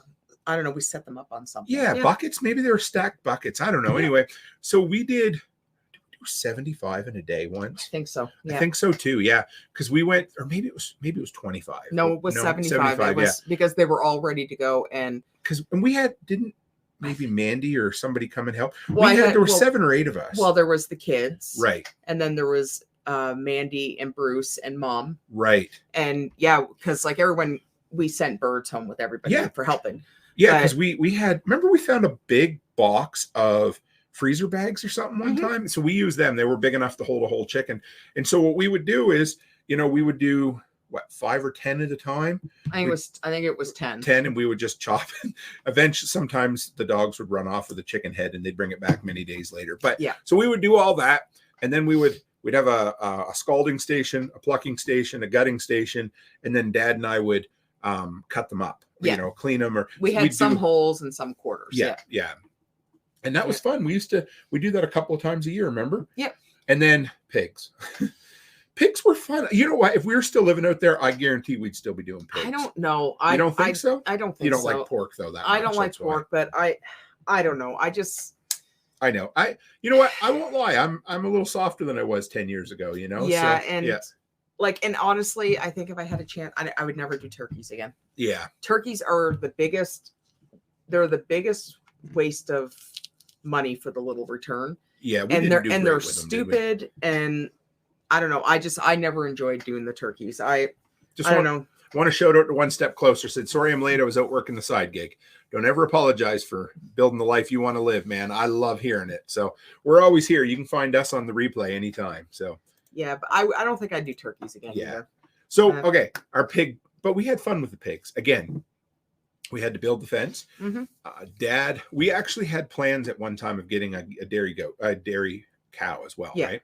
But Dad and I did a little better with these. We found some nice straight trees.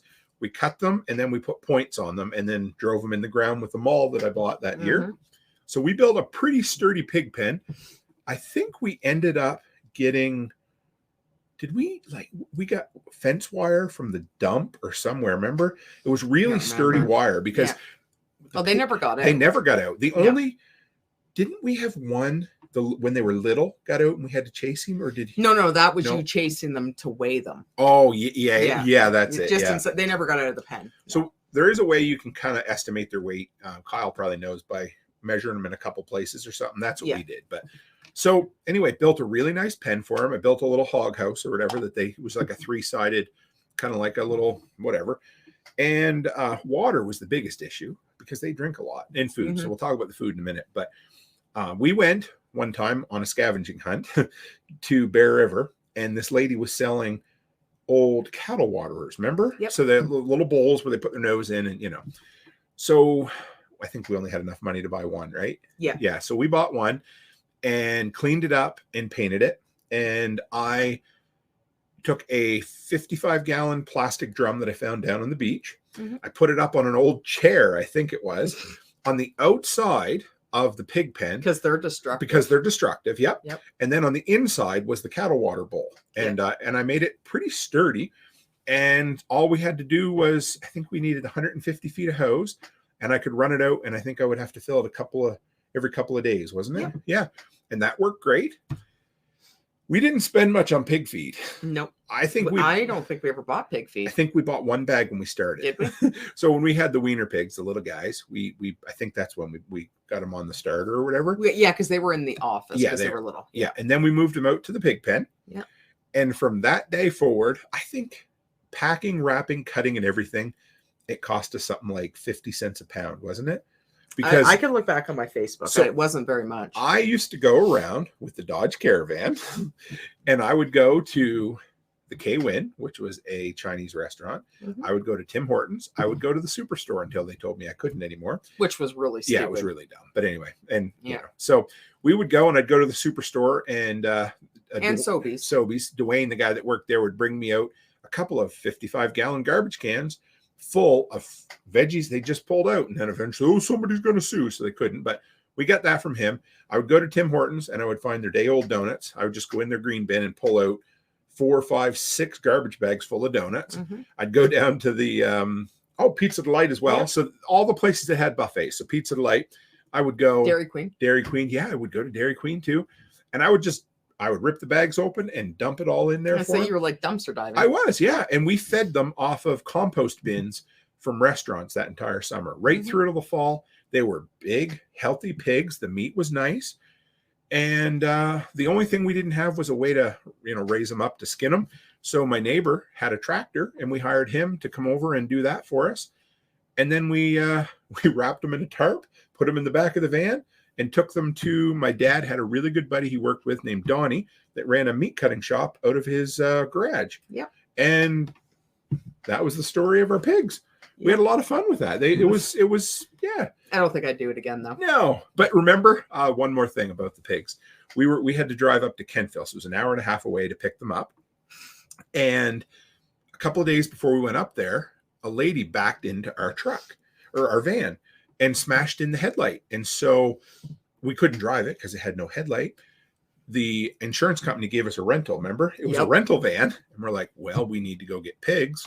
We have a rental van. What are we going to do? Well, we'll go get the pigs and put them in the rental van. So we put the baby pigs in the trunk of the caravan. Yep.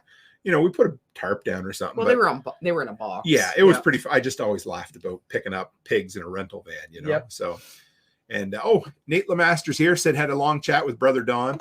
I'm thinking that's EMT Don. I hope we're going to see Don here. He's coming to the get together in Illinois. He lives in Illinois, doesn't he? He does, yeah. Closer to the land of murder, but Chicago. Yeah. Might even be, maybe not quite, but yeah. Oh, Hunter was over on Twitch. Good to see you, Hunter. Maybe this winter I'll work on growing the Twitch stream, but I don't know much about Twitch. No, I know. I just it's just one of those places I've been for a year and a half, and it sounds cool at the beginning of the show when I list off 8 places that we are, and EMT Don. He's only 40 minutes from. Awesome. Nice. Good. Any other stories from our homesteading days that we like to share? Yeah, we always had big gardens. We loved gardening. That was a lot of fun. But we only had one really good garden out on the house we bought on the neck there, because the second summer we had all that rain and everything went moldy, so we didn't get a good garden. Me and my buddy Matt next door, if I could get him to stop talking for a minute and we could work, I love him to death, but we would talk constantly. We decided one year that we both had really good gardens by our house, and he had more open land behind us. Our land went right up to a cliff, and then you had to walk up a trail, and then we had more woodland behind it, but he had some more kind of farmland. And we said, you know what, let's go, and we're going to do on his land. I think we had to buy, it was 3 50-pound bags of seed potato. It was a lot, but it still wasn't that expensive. But it was like 30 or 40 bucks. So we planted them early, and it rained and it rained and it rained, and they rotted in the ground. So we planted a second time, and they rotted in the ground.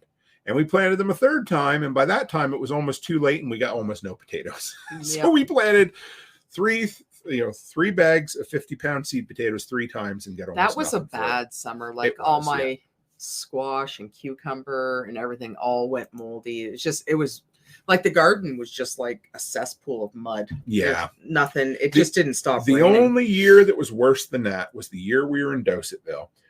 And it rained and rained and rained. It was so bad that the slugs come in and ate all of my plants. Remember? Yep. I went out and I was like, oh, these are nice. I think they were cucumbers or something starting. Yeah. And I went back the next day and there was nothing left. I'm like, what the hell?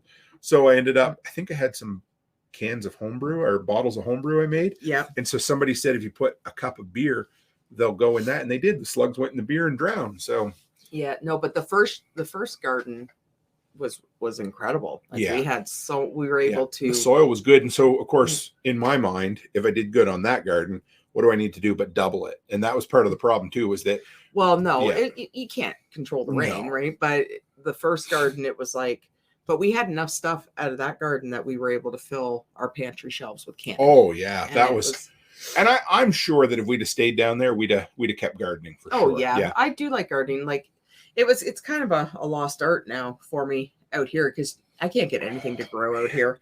Is it possible? Yes. Could it be done? Yes. Is it going to take a lot of work? Yep.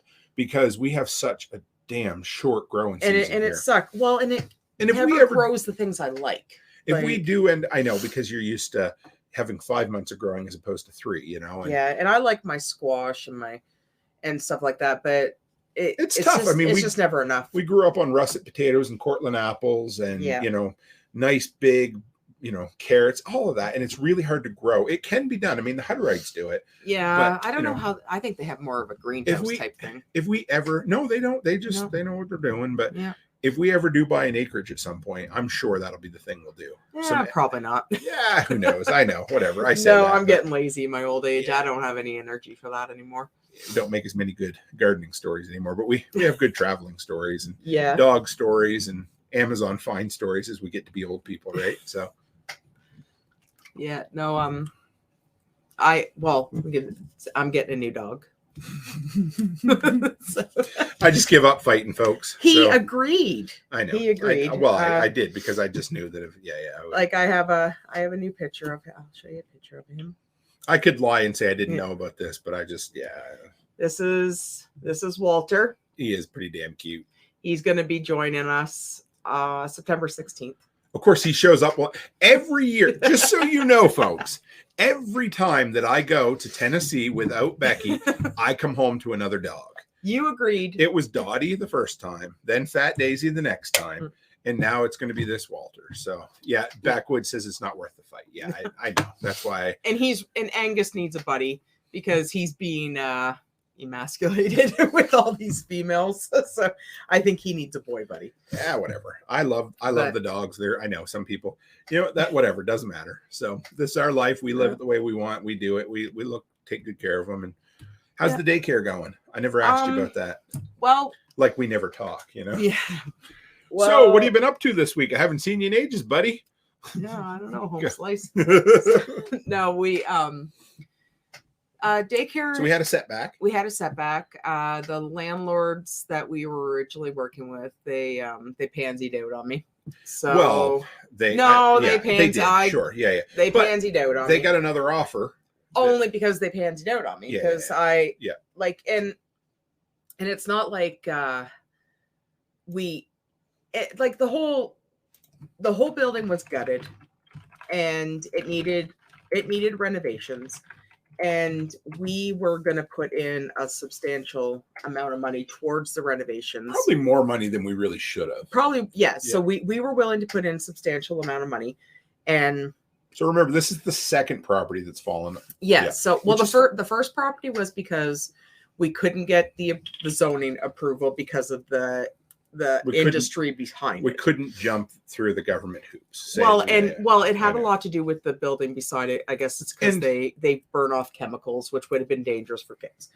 So what I understood that, but the second building was absolutely perfect, and the landlords were on board, and we were going to. I gave our real estate agent a number, and I told him, and he just kept coming back with, okay, well, how about a little bit more? How about a little bit more? And then I just told him, like, listen, this is our final number. If I'm going to put any more money into something, I'm going to buy something. I'm not going to rent it. Right. So, and because they kept wanting more. They kept wanting more. So anyway, but then we agreed on a number, and then the landlords agreed on the number.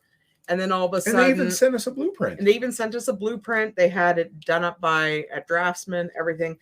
And then all of a sudden they pansied out on me. Yep. So I'm just like, okay, whatever. We took 10 minutes and had a pity party. Yeah, I not really too much of a pity party, because then realtor called us and said that he had a line on a place that was coming up that was next to his wife's dance studio. Right. And this landlord, I guess, wants us in there because I told him, I said, if you could build just the bathrooms. There's almost no work that needs to be done. A couple walls have to be built and the bathrooms have to be done. And I told him, if he does that, we will put the money into building the rest of the dividers and the walls and everything. And he seemed really happy with that. And then he was even more happy because we were signing a 5-year lease and I was giving him a chunk of rent. So it looks like, and of course it's pretty much turnkey. Yeah. If he gets those 2 walls done in the bathrooms, we could be in there for October 1st. So it actually speeds us up faster. Speeds us up way faster. And talking about making lemonade or the lemons, eh? Exactly. And I was already speaking to the city about zoning, and zoning doesn't seem to be an issue. So we're getting that approval going through. And then it's gonna, I think it's gonna be a fairly quick process. Your grant's all been approved. All been approved. Which, well, here and neither there. here nor there. Yeah, because we don't have to have a building to get the grant. Right. But if this is probably all going to happen while I'm gone. It is, yeah. So I decided this morning I'm not going to SRF. I kind of broke the news to everybody, which sucks because I know Letty's been bragging you up. Everybody's been like, "Oh, Mrs. Cook's going to be there," but I'm going to be there. So I really did want to go. I really did, but I'd say there's a 50-50 that you make it to the March one. We're talking about flying down for it. I'll be able to go to the March one but I just found that, we had Hawaii booked, and I was under a lot of stress about that, because if things get delayed a little bit, then the opening's probably going to be towards the 2nd, 3rd week in October. And I just didn't need that extra, it was starting to make my stomach hurt. And then I got thinking, then I have the SRF. We would have canceled that anyway. I know we would have, because of, but then I got with the SRF, I'm thinking, okay, well, it's only a couple days.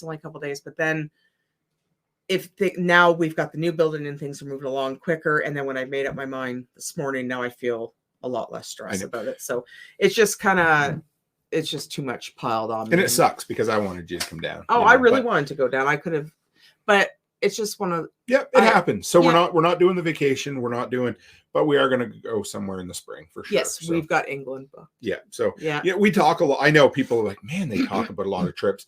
The problem is that the way our life runs is that we book a lot of trips, but we don't always get to them. Life gets in the way. So a lot of times it really does. So that's kind of how we and I hope everybody understands that's why we share things. But so things do move around at times, and it sucks. And it does suck. First, originally we rebooked Hawaii because of the issues down there. Right. And and in my brain, I'm like, the last thing they need is more tourists around. Sure. Right. So I thought, well, okay, we'll rebook it. And then we were going to go down to Tennessee and Florida and all that. And I was like, it's just too much. We can't do it. So I don't know. We might do Hawaii maybe in the new year. Yeah. Maybe, who knows? maybe not. We have England booked. That's not till May, June. So I'm hoping, and then SRF will be in March. Yeah.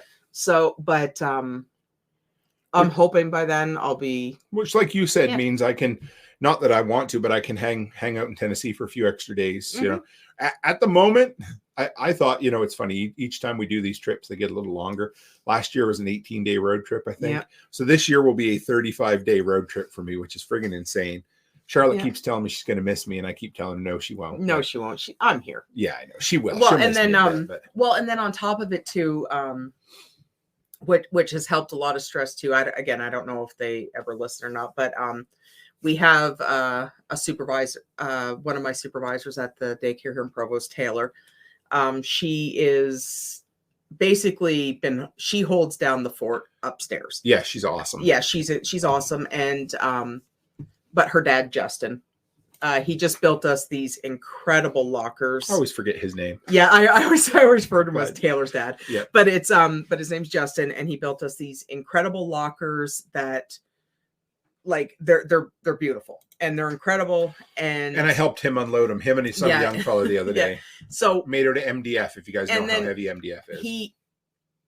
I'll have to tell you the mistake he made though.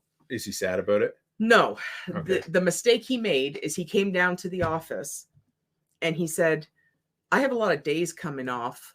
If there's anything you need. So I was like, he's the woodworker. I'm so glad we have a woodworker. But his famous mistake was telling me if there's anything that we need. So he opened that door. I don't ever admit to one free minute of leisure time in front of you because you will fill it with 7 hours. Well, and that's why I told him, I'm like, you're going to regret saying that. So I've got him roped in to building us shelves and lockers and walls and benches and everything for Lloyd. So he is going to be super busy. And Lloyd is the city, like we said, where the other store, where the next daycare is going to open. So. Yes. So, but he made that mistake. That was his fault. So I've got him booked. So, but that takes some of the pressure off of you too, because he loves woodworking. It's nice to have another handy person around. And he does it for a very good price. Yeah, he does. Yeah. So, so I'm going to get him roped in up into Lloyd. Yeah, which will be great. That'll be a huge help for us. So yeah, and it kind of sucks that I'm going to be away while you're doing this, but at the same time, I'm not completely brokenhearted. No, I am. I mean, I would love, Well, I was in another town yesterday, and I sent her a picture. I'm like, hey, look at this property. We could open one here. But then I discovered it didn't have a place for a playground. No. So. And I didn't tell you this, but the front looked beautiful. The whole sides was all full of rentals of other businesses. So there was, there's just a little front building then. Looked like this beautiful deep building, and it turned out it wasn't. So I think one or two more at the most, right? Yeah, one more maybe. I'm probably going to cap it at 4 or 5. Yeah, five will be the cap. I love you. But well, this will be 2. Yep, and then 3 more. Yep. And like we use it, we're going to use it to buy rental properties, and this will be. I mean, this is our retirement plan. Well, I want to open one more more in Lloyd. Yeah, it'll probably be 2 in Lloyd, and then we're probably going to do 2 in Edmonton, and then the one in Provost. Yeah, and that'll be 5. And that'll be 5. And honestly, like, I love Provost's site. It's a smaller center. Yeah, and it's always going to be a smaller. It's always going to be, I'd rather have the bigger centers to support the smaller ones. Yeah, so it's pretty exciting. It is. Yeah. Yeah, well, because we're almost up to 100 kids on the list now for Lloyd. So. And we're at what, 30 in Provost, give or take, depending on the day a week. 30, 35. Yeah. Yeah. So. Yeah, there's money to be made looking after other people's kids. And I think that's kind of where we're heading, right? Is a few of those and a bunch of rental properties and a bit of my property management, right? Yeah, and I would I think the only hurdle I'm finding now is finding good employees. Yeah. But you have somebody to run the place already, don't you? Yes, I do, and his name's Brandon. Yep. And I think he's going to do really well. I'm excited. He seems excited about it too. Oh, so. Yeah, I think he's going to do great. So when it all comes down to it, to wrap it back to where we started, where we are now started with that stupid little $2 snow shovel. Yes. Yep. Which turned into All Seasons Maintenance, which turned into Toolman Tim's Property Management, which sold All Seasons Maintenance, which invested in a tiny little daycare that we almost shut down because we were almost completely just, I don't know, we were just beat up, right? We were going to give up, which turned into Toolman Tim's workshop, which has become a going concern, believe it or not, and now turns into a second daycare on top of 3 units, 2 property rentals as well. Yep. And all of this started from me being so stressed out at my job that my wife loves me so much that she's like, just walk away, honey. Just walk away. You did. You've told me that twice in my life. You've told me to just fucking walk away. And I'm like, but we can't. We have kids. And she's like, they'll be fine. Yeah. They can survive in foster care.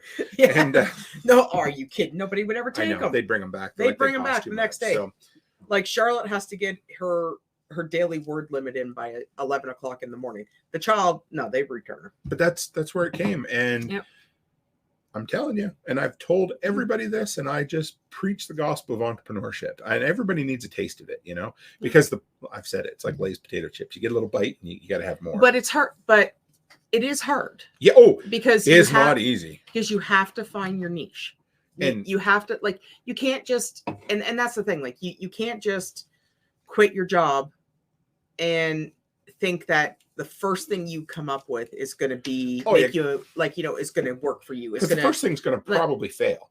Yeah. And don't ever but the problem is, and like, don't put all your eggs in one basket either, because you have to branch out. Like, you can't just quit your job with 0 income and expect to go to the farmer's market 3 times a week and sell loaves of bread, and you're going to make all kinds of money. Right. You can't just do that. Like, unless of course you're on House Hunters. And then of course, this lady works at, part-time at the farmer's market, and their budget's $3 million for exactly. Like, you can't do that. And because because even in the long run, if you're going to that farmer's market 3 or 4 days a week, at the end of the week, you might be walking away with $400 or $500, but you have to remember how much money you would have made working, how much you spent to make the loaves of bread, and your time and everything. You have to consider all that. So, like, if you have to make sure you have a substantial income to support you to start your side hustle, to build it to something big. You can't just go, cold feet. It's why I'm a big fan of, and I got asked this last night on the other live stream, of a service-based business to start with. Yes. Because they cost almost no money to start. They take almost no skill, and they require almost no tools. And I'm not knocking down baking or anything, but baking is one of those things that is probably like that type of material based business is probably the hardest thing to make a go of. Right. Because you have to have that substantial amount of money to invest to get all your product, and you're going to have very little return. I'm going to say that if it's your first business, it's a bad idea to start any business that costs you a lot of money. If anybody says, "Oh, you're good at this," I'm not judging, but there is a flower shop opening up in our town, and my guess is it's a hobby business, right? And that's fine if that's what you want to do.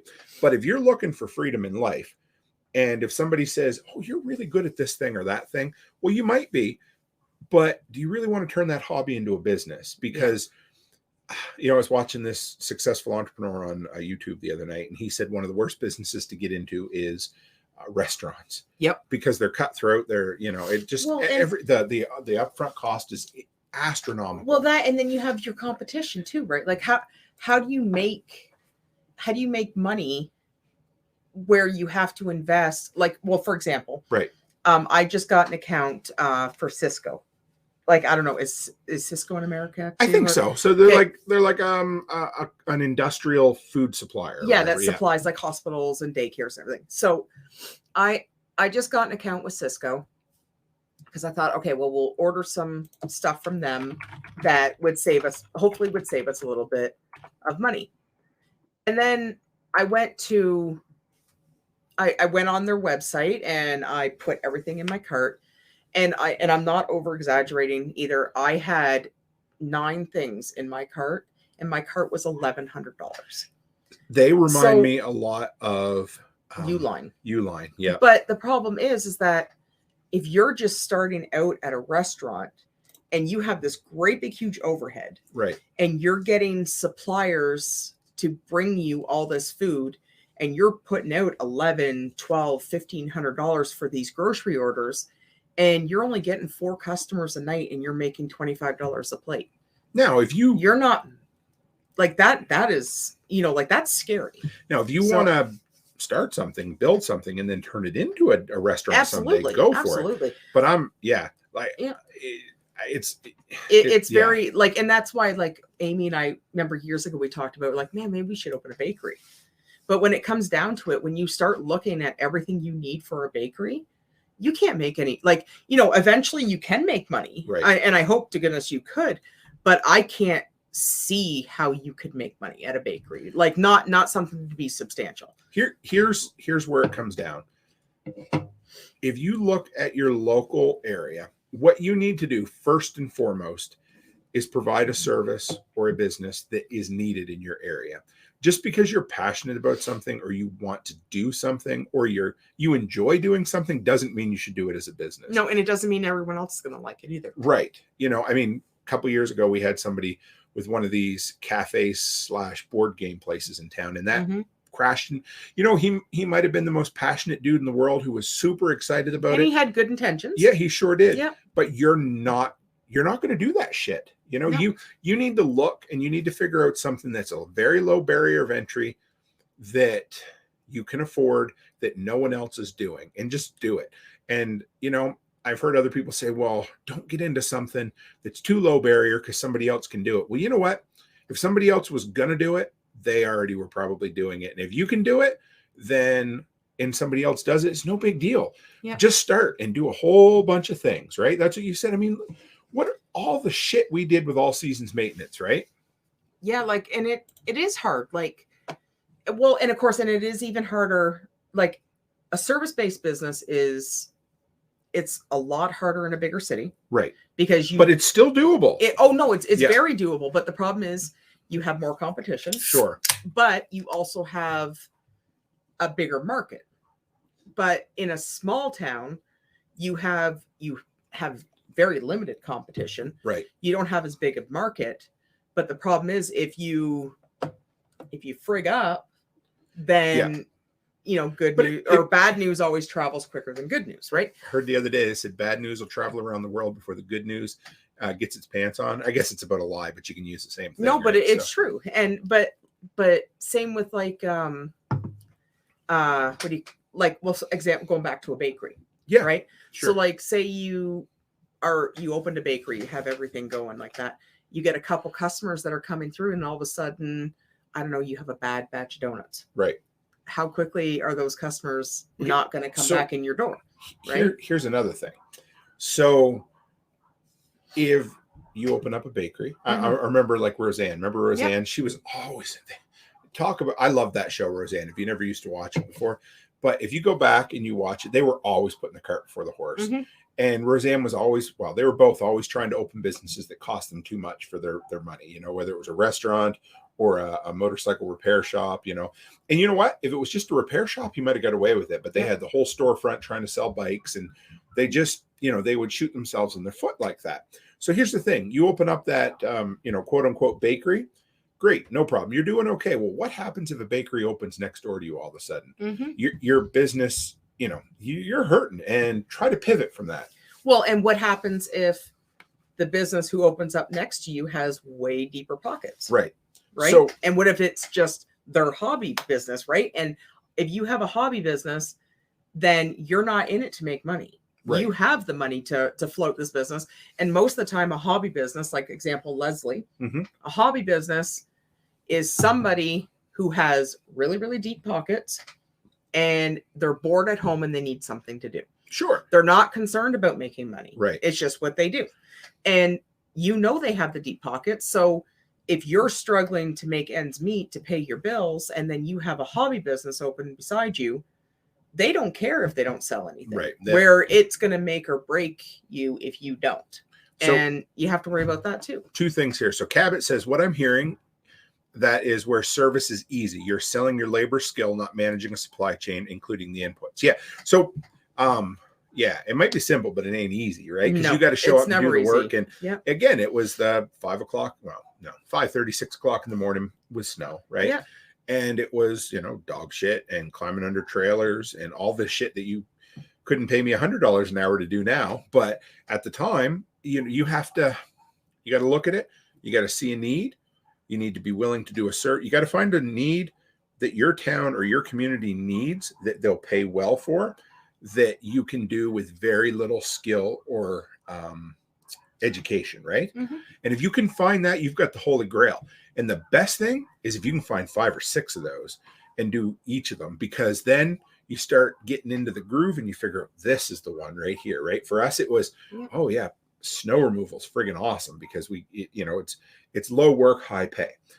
Property management was the other one. It was, low work, high pay, flexible schedule. So you start centering down, you niche down on things, but you start with a wide net, and man, it works, doesn't it? Yeah. And I always find too, like, with women, for example, if there's any women on there, please stay away from the MLMs. We need to do an episode on that. Do not get involved with the MLMs. Don't. No matter how good it sounds, do not get involved with them. It's not, because it's not good. They can say, I'm a boss babe and I'm my own entrepreneur. No, you're just selling somebody else's shit, and only for a cut of their profits. Well, and for example, Olivia messaged last night. She had a job interview. Like she just got a job at Dollarama, and she had a job interview for a part-time casual job or whatever. And we looked it up, and it's one of those jobs where they take you in a van and they drop you off in a wealthy middle of woods, and they hunt you. A wealthy neighborhood, and they want you to go door to door asking people for donations. Right. That's not a job. No. Right. And you don't get paid by the hour. You're paid by how many donations you get. You get a percentage of I don't even know how it's legal. So it's not legal. That's why they keep changing the name. Yeah. But do not get involved with MLMs. But an idea for an idea for a woman, even a man, if it's the big thing that childcare. Oh yeah.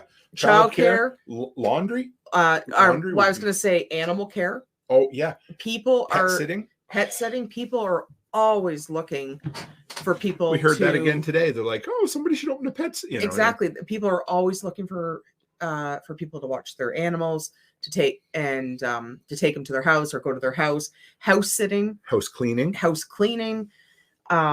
Painting, like interior painting. If you're good at interior painting, you can make a really good, but house cleaning, like even in our small town, we have a house cleaner that comes once a week. She is so booked. She has no openings. No, at all. For is something if you wanted to go to school for, I've talked to Olivia about it. Major entrepreneur, if you want to do, is massage therapy. Yeah. If you can get into massage therapy, I'm not sure how long you could write your own ticket now. Yeah, because you find yourself, even some people, they set up in their garage with a bed. They charge $100 a session for massage therapy. So if you go to school and get your massage license, take massage therapy, you figure you have 5 clients a day. That's $500 a day. Yep. And that's 5 hours. That's 5 hours of work a day. And you've made $10,000 a month. Exactly. And that is now you do need and ideally set it up at home if you already have a house. So exactly. Set it up at home. But so you need a table and some, you need a table. I wanted to call it lube, but it's not the right stuff. No, like massage oils. But like you have a table and you have a warmer for your massage oils, and you have towels and blankets, and it's just like, but you can have you can look at a massage parlor and see what you need, but the startup massage parlor sounds kind of shady. That's what they are. But like the startup cost for a massage parlor is not very expensive. No. But but then you can grow from there. Right. Right. So like that's a really good career to get into. So Hunter just said, so my daughter just started university. Any ideas for her? And I think he's talking about side hustles, I'm thinking. So I'm going to take it that way, Hunter. And if I'm wrong, if it's side hustles and she has the time, house cleaning. Yeah. So, okay. House cleaning. Here's what I'm thinking. $30 an hour. I remember college, and I remember thinking I was busy. I wasn't. You're never busy as a college student. Maybe in your senior year, possibly, but you have so much free time because you're living there. You're going to classes. Even when I had like 18, 19 hours of classes a day, I think my busiest day I had 5 hours of classes and a couple hours of homework. And when you're 18 or 20 years old, you think you are run right off your feet, but you're not. You don't know what tired is until, you know. I remember thinking when I was in college, one day I was walking downtown in the town and I thought, you know, I was stressed out. I had like 3,000 word papers I'd left to the last minute. And I talked to myself that day and I said, you know, Tim, someday you're going to have a mortgage. You're going to have a wife. You're going to have kids. Then you're going to be stressed out. But right now, you ain't stressed out. So, yes, for a lady, because you could do the gig work. You could do like Uber Eats or... No, don't get involved with any of that. But that's what I'm saying. Yeah. I like your idea way better because you're making all the money that way. Well, what you could do with... she could offer... The big thing around here are move-out cleans, deep cleans. Yep. She could even offer to clean other people's dorm rooms. And now I know the thing, you don't want college students as your main, you know, but I was just thinking there could be some, But if you start offering move out cleans and deep cleans, chances are she might get a property manager. Right. And that could be a continuous thing. Tell her to talk to some realtors.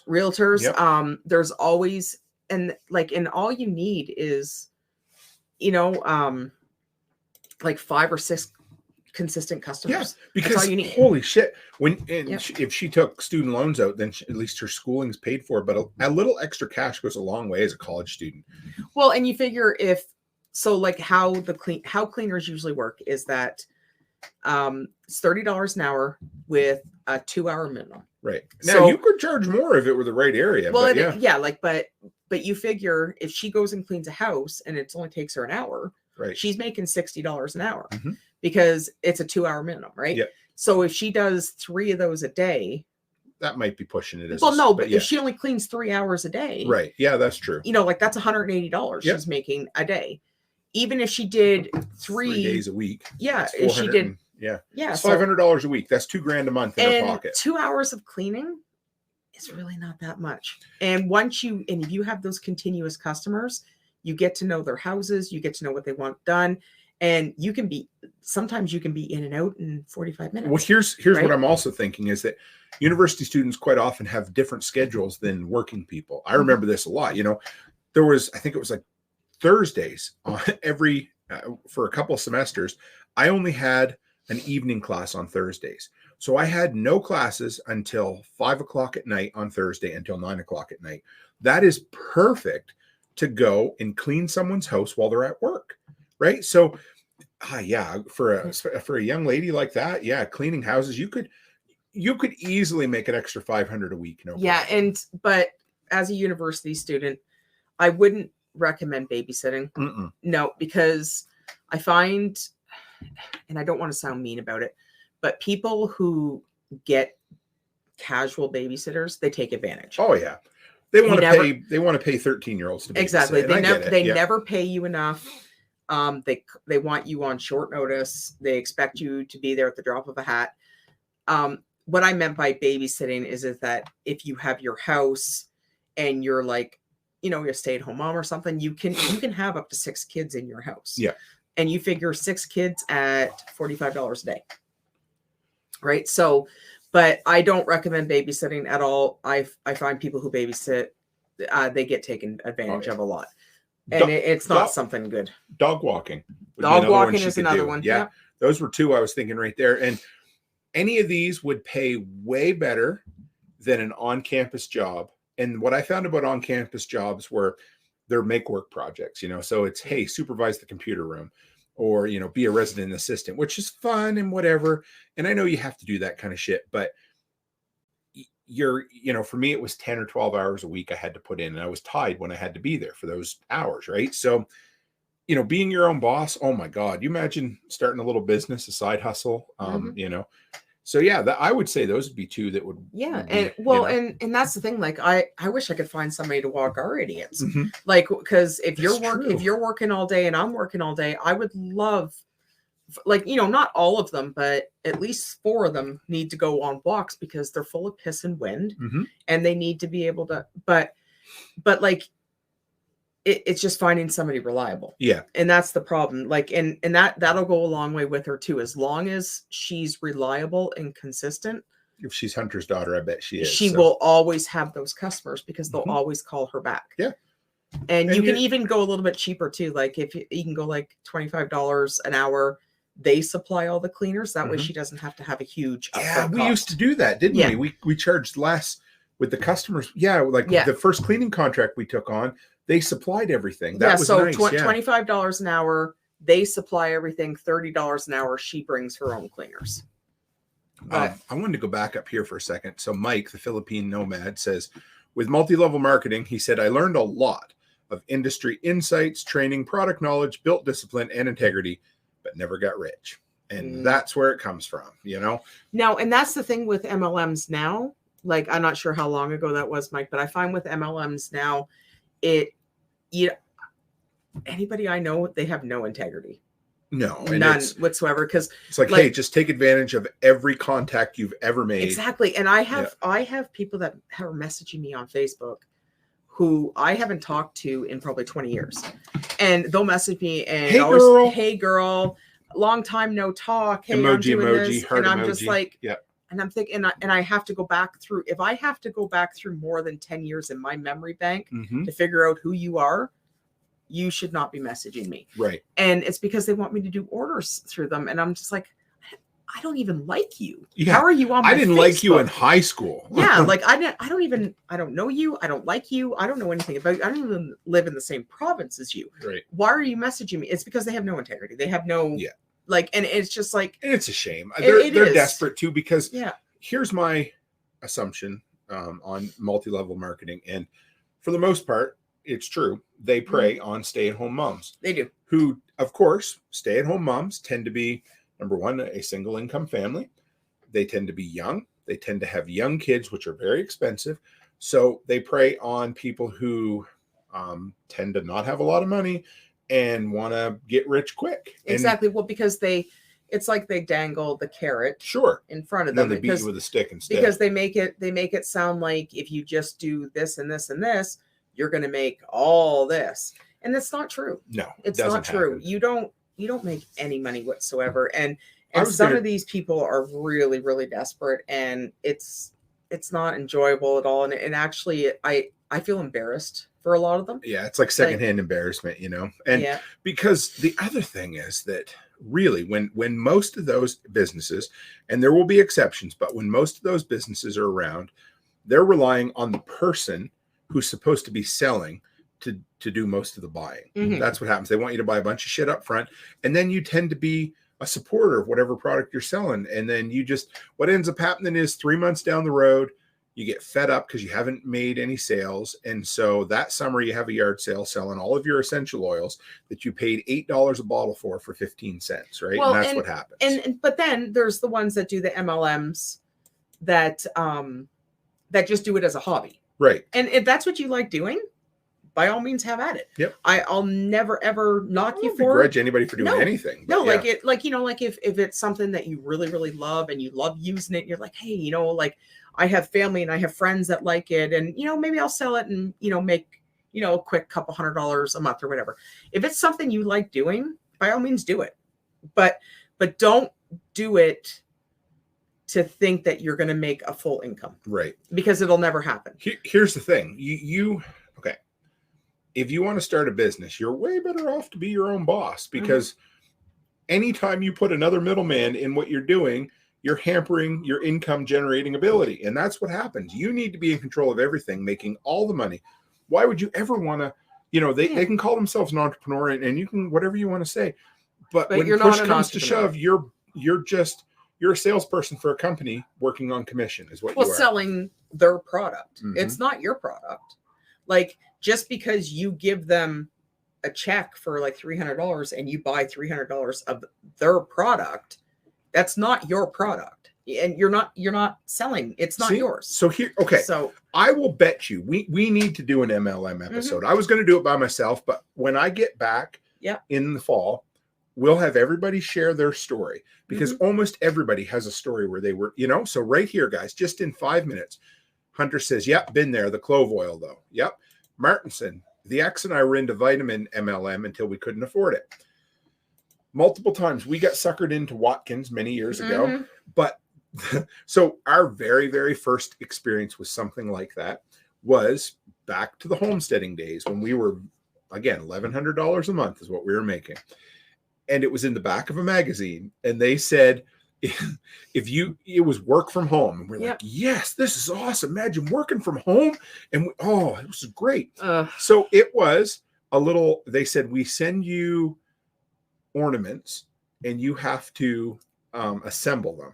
And if you can make them to our ability, to what we like, then we'll send you 50 or 100. You make them, you send them back, we make them, Now, there was a company in our town who used to do that. Do you remember Darmos? They made foam finger hands and foam animals, and they would ship big packages to people, and they would assemble them, and you would get paid for it. That was cool. But anyway, this wasn't this.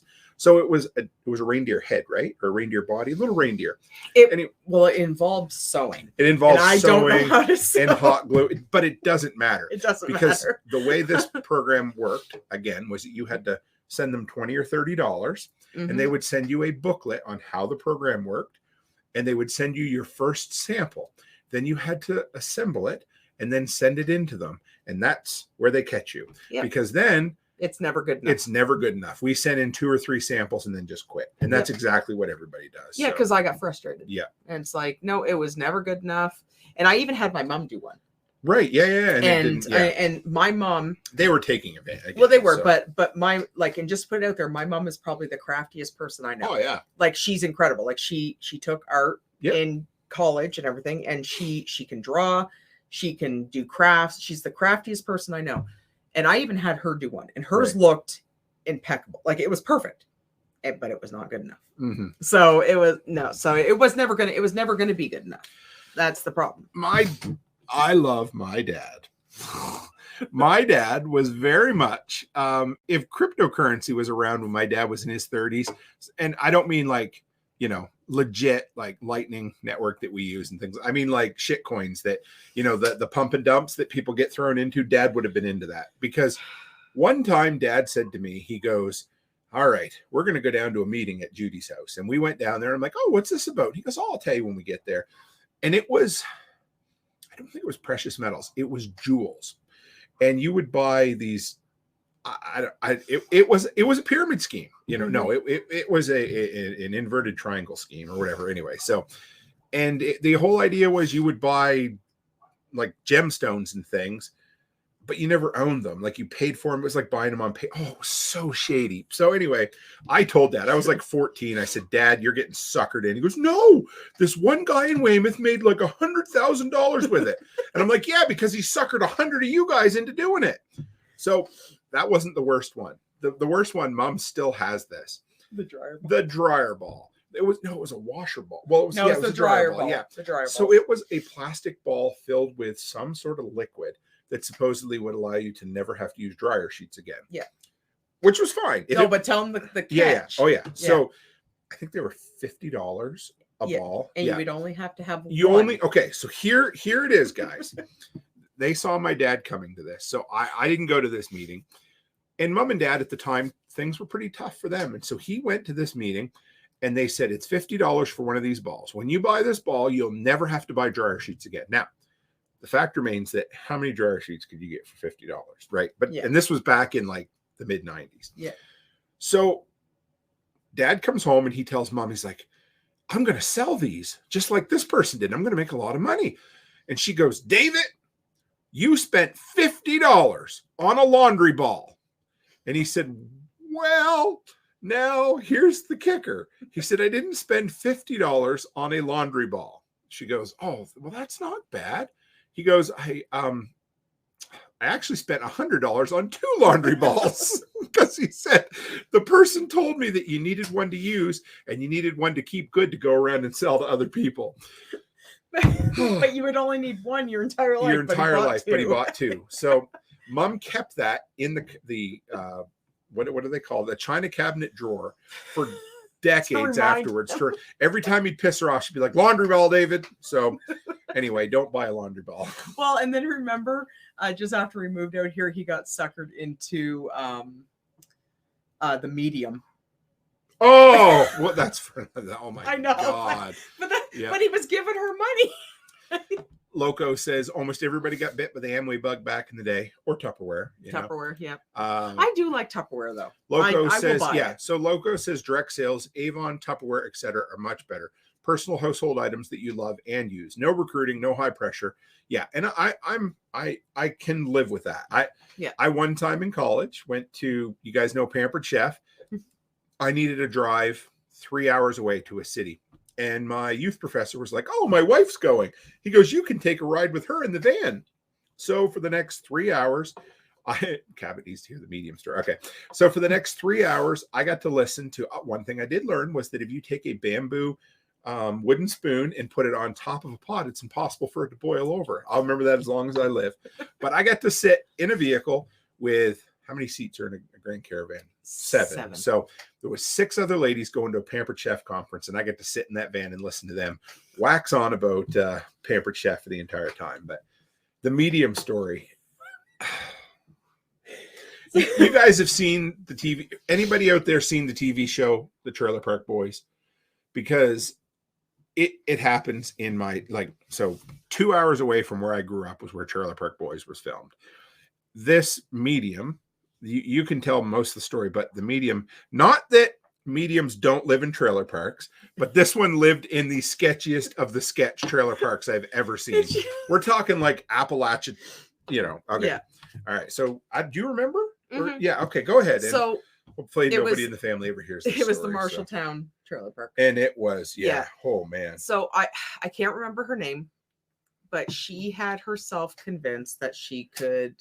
She was a medium. She was a medium, and she could tell you your future, and she could talk to the dead, and all this other stuff. And you know what? If that's what you're into, that's what you're into. If that floats your boat, baby, then hop in the water. But she had Tim's, because I think it has a lot to do with your dad not being fully gullible, but I think it's because your dad's too nice. Yeah, right? Yeah. So he's really, really super nice. And very trusting. And kind of a little bit gullible. But he doesn't seem to realize that these type of people can read your body language. They can read your reactions. They get so mad at me when I would. Yeah, so Tim would talk to him on the phone, and Dave would be like, "Oh, Tim, I got to tell you, she was telling me this story, and she was right." But he didn't seem to realize that whenever she would hit the nail on the head, your eyebrows will go up, or your eyes light up, or you jump towards the last pressing question, probing questions. Yeah, and they look for your body reaction, right? And that's what that Teresa Capote does. They look for your body reaction, right? So she learned how to do this, and it started with your sister. Remember, she went and seen her. Sure do, yeah. And but then it spiraled, and he kept going to this lady. And then I remember wasn't free. It wasn't free. No. But then I remember you get mad at him on the phone, and you're like, if she can tell the future, why can't she give you the damn lottery numbers? Or why isn't she a millionaire? Why can't she ever win the lottery? And his reaction was like, it doesn't work like that, Tim. It doesn't work like that. So it was this lasted for about a year. It was about a year, and we don't know how much money we just got to the point where I was like, I don't want to hear about it anymore, Dad. I love you. Yeah, but then I don't know, did she pass away, or did she move? Do you think she saw it coming? That's the thing. It was it was just this. It reminded me. Do you remember Mallrats? Yeah. Wasn't she the lady? She was the crystal ball lady that had the third nipple, and Yep. it was a chocolate macaroon. Remember? Yeah. This one reminded me of Dad. You know, I love him. I just So Yeah, but it was kind of like, but like would every time Tim would talk to him, it was, oh, but she was right on the hit the nail on the head with this one, Tim. Hit on this one, and yada yada yada. And it's like, yeah, because she's asking you generic questions, and you're giving her generic answers. I think didn't like, they buy each other gift certificates or something for that for Christmas one year? Anyway, oh, but yeah, I don't know. So, it was we don't know how much money he spent on it. But so that just goes to show that MLMs tend to prey on people who also fall for that kind of shit. So yeah, and I'm a born skeptic. I hate it. Do you remember when you invited the Watkins people to our house? Oh my God, I could have killed you. I know. Kind of invited themselves. And you were way too fucking nice. Yeah. Because I'm like, why didn't you just tell me? Even back then, I was the type of guy that'd be like, fuck off and hang up on them, you know? It's because it's funny when they kind of invited themselves. Oh, they were pushy. Like, they were very, very pushy. They were worse than Jehovah's Witnesses. And Not that I hate Jehovah's Witnesses. And and the thing with back then too is that we were pretty broke again. We were broke, but like I think because like when you live in Digby, it's like you don't want to piss anybody off. Yeah. Right. So and they're very, very pushy. Oh, and she also showed up with her team lead, remember? Yeah. It was just supposed to be her, and then she shows up with this overly exuberant dude who drove. Yeah, he still lived in his mom's basement. Yeah. Anyway, it was just awful. it was one of the worst experiences ever. Yeah, so. and then we signed up for it. I don't know. I think it was like $35 or whatever. We signed up for it, and I never. I think with that is I never understood how it worked. Yeah, I know. Like I thought, like I didn't want to put any of the work into it, right? Because I just wanted to sign up so I could get the free. We shit. did the same, yeah. So, well, it wasn't free, but we got a little discount, so yeah, it was cool at the time. But I right? never sold any of it. No. I never had any interest in it. I just wanted the free stuff that came with the sign up. That's the same thing I did with Sensi too, right? Like I signed up for Sensi, but I never sold any of it. I just wanted all the free shit. You know what? Maybe what I'll do is I will find so there's a lady on YouTube I watch some. I can't remember her name right now, but she does MLM horror stories. Oh boy. So maybe I'll find some of the best MLM horror stories and we'll discuss them, you and I, because I don't know. They need to be a lot of them are really shady, so. And, and like we said, not gonna, not gonna begrudge anybody. Nope. Like if it's something you enjoy doing, by all means have at it. You do you. But it's like, but like if it's something you like doing, don't harass people you don't know. Yeah. That's what it comes down to. Like just like don't be annoying. Don't be that guy.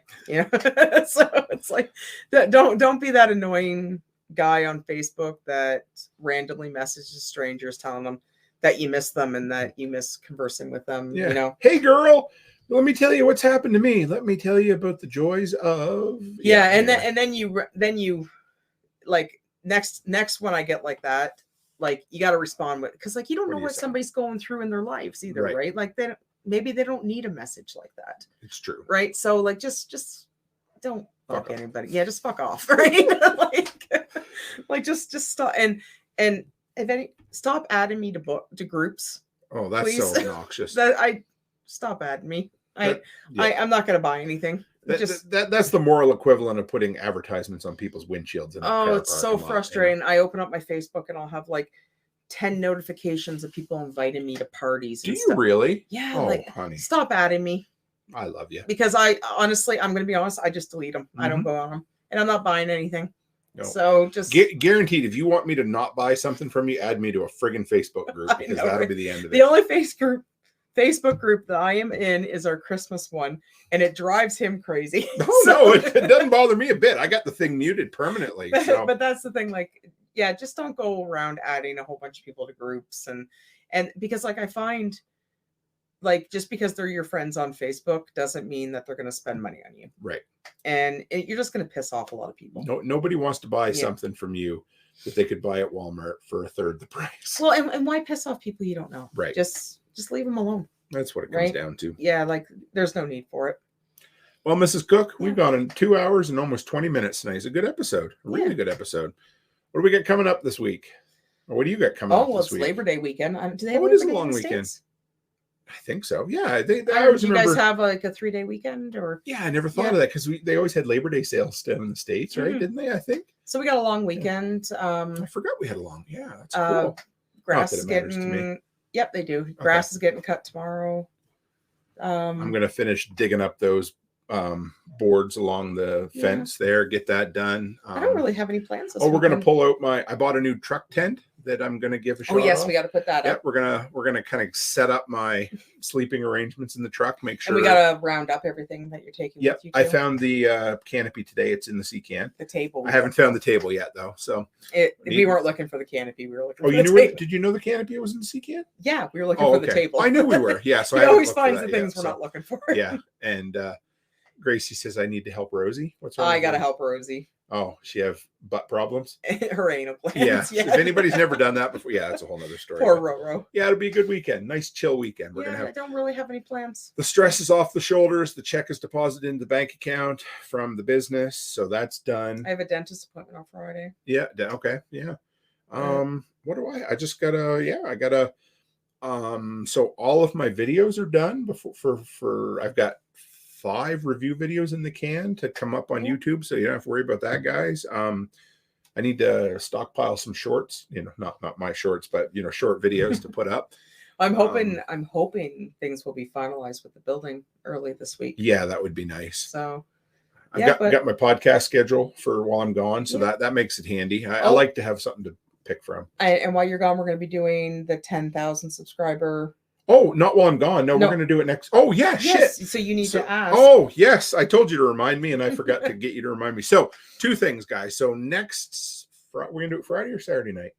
Let's do it Saturday night. Yeah, I think we will. No, because Friday we'll be in the cities. Let's do it Saturday night. We're going to be in the city on Friday? I have a dentist appointment on Friday. Oh, you just said that. Yeah.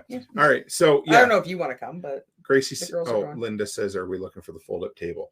That's not my table is that my table? In the kitchen at the daycare? It is a short table. I don't think so. Did you guys steal my table? I'm going to shoot you. No, I'm just kidding. Anyway, everybody's like, why are we listening to a 30-second conversation about a table? Is it Tim's little table? I don't know. That's in the kitchen? It's We'll not the big fold-up table. It's a short one. It's only about that might be 4 feet. Yeah. Oh, no, I said no, not that one. Okay. No, okay, no, right, it's here. And yeah. We gotta find it. Yeah. So we're gonna do it next Saturday night, guys. It's gonna be we are doing 80s action films. We're gonna do we can do 80s and we can do action films. But anyway, we're gonna do a trivia night, and it's gonna be for the 10,000 subscriber special from YouTube. We're getting really close. Tonight, I think I was 340 subscribers away. You're from getting 10,000. quite a few a day. Yeah, so I'm getting. You're gonna hit it. 25. I will not. Unless don't say you're not. No, going. I know, but I'm just so you know, as far as the days go, right now I'm about 10 days away from hitting it. So we're gonna unless I have a couple of really viral shorts over the next week, we're gonna be a couple of days short of 10,000. But I want to celebrate it with you in person. Yes. So we're gonna do a trivia night. Now, the next thing, if anybody who is still on here, if you're listening in audio land, not tired of us yet. Yeah, because we've been going 2.5 hours a night. If anybody wants to donate to the giveaway, it'll just add to the prize pool. So we're going to do some kick-ass prizes that we don't have a sweet fucking clue what they're going to be yet. But no, I'm just kidding. No, no idea yet. We're going to have some great prizes. But if anybody else wants to add to it, and anything small, big, whatever, let me know, and we'll promote you. And then you can just ship it to the winner directly from the States. So you don't have to send it to us or anything. So yeah, so we're hoping I don't know. Are we going to let people know what the prizes are, or are we going to surprise them? We'll probably surprise them, but there might be one.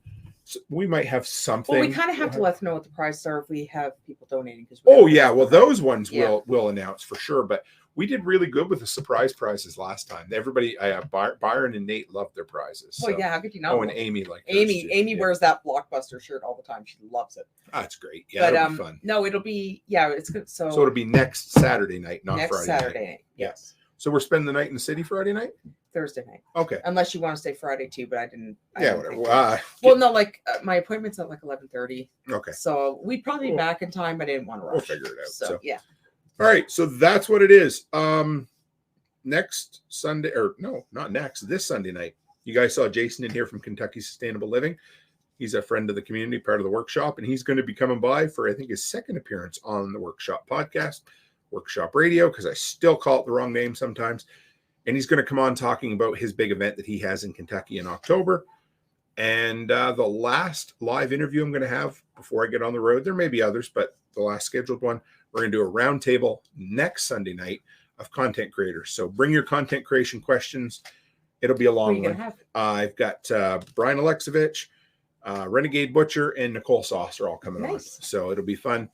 And yeah, so there'll be 4 of us kind of talking about where we're at in our content creation journey. Be a lot of fun. And yeah, other than that, I'm looking forward to getting on the road now. I'm almost there. I put the finishing touches. Woo! Run that by right quick so you can't see it. That's my finishing touches for my notes on my Self-Reliance Festival presentation.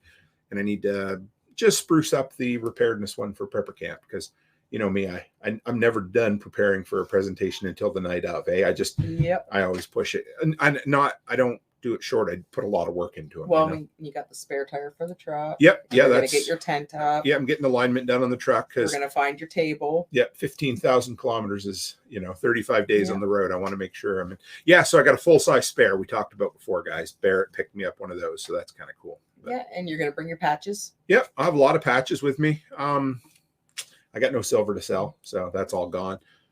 Yeah. So we'll have patches. That'll be what it is. I'll have lots of patches to sell.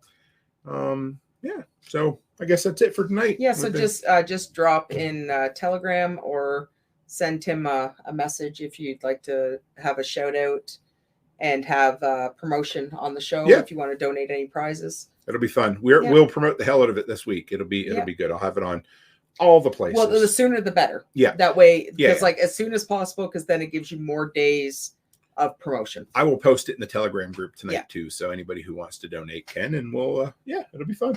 Man, that trivia night was huge. Everybody it's gonna be fun.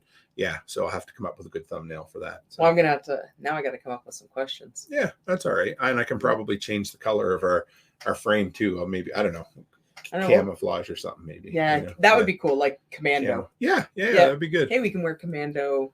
Oh my God, war paint or whatever. War paint. Yeah. All right, guys, we appreciate you. 2.5 hours. You stuck with us. It was a great crowd. We love you. I will see you Sunday night.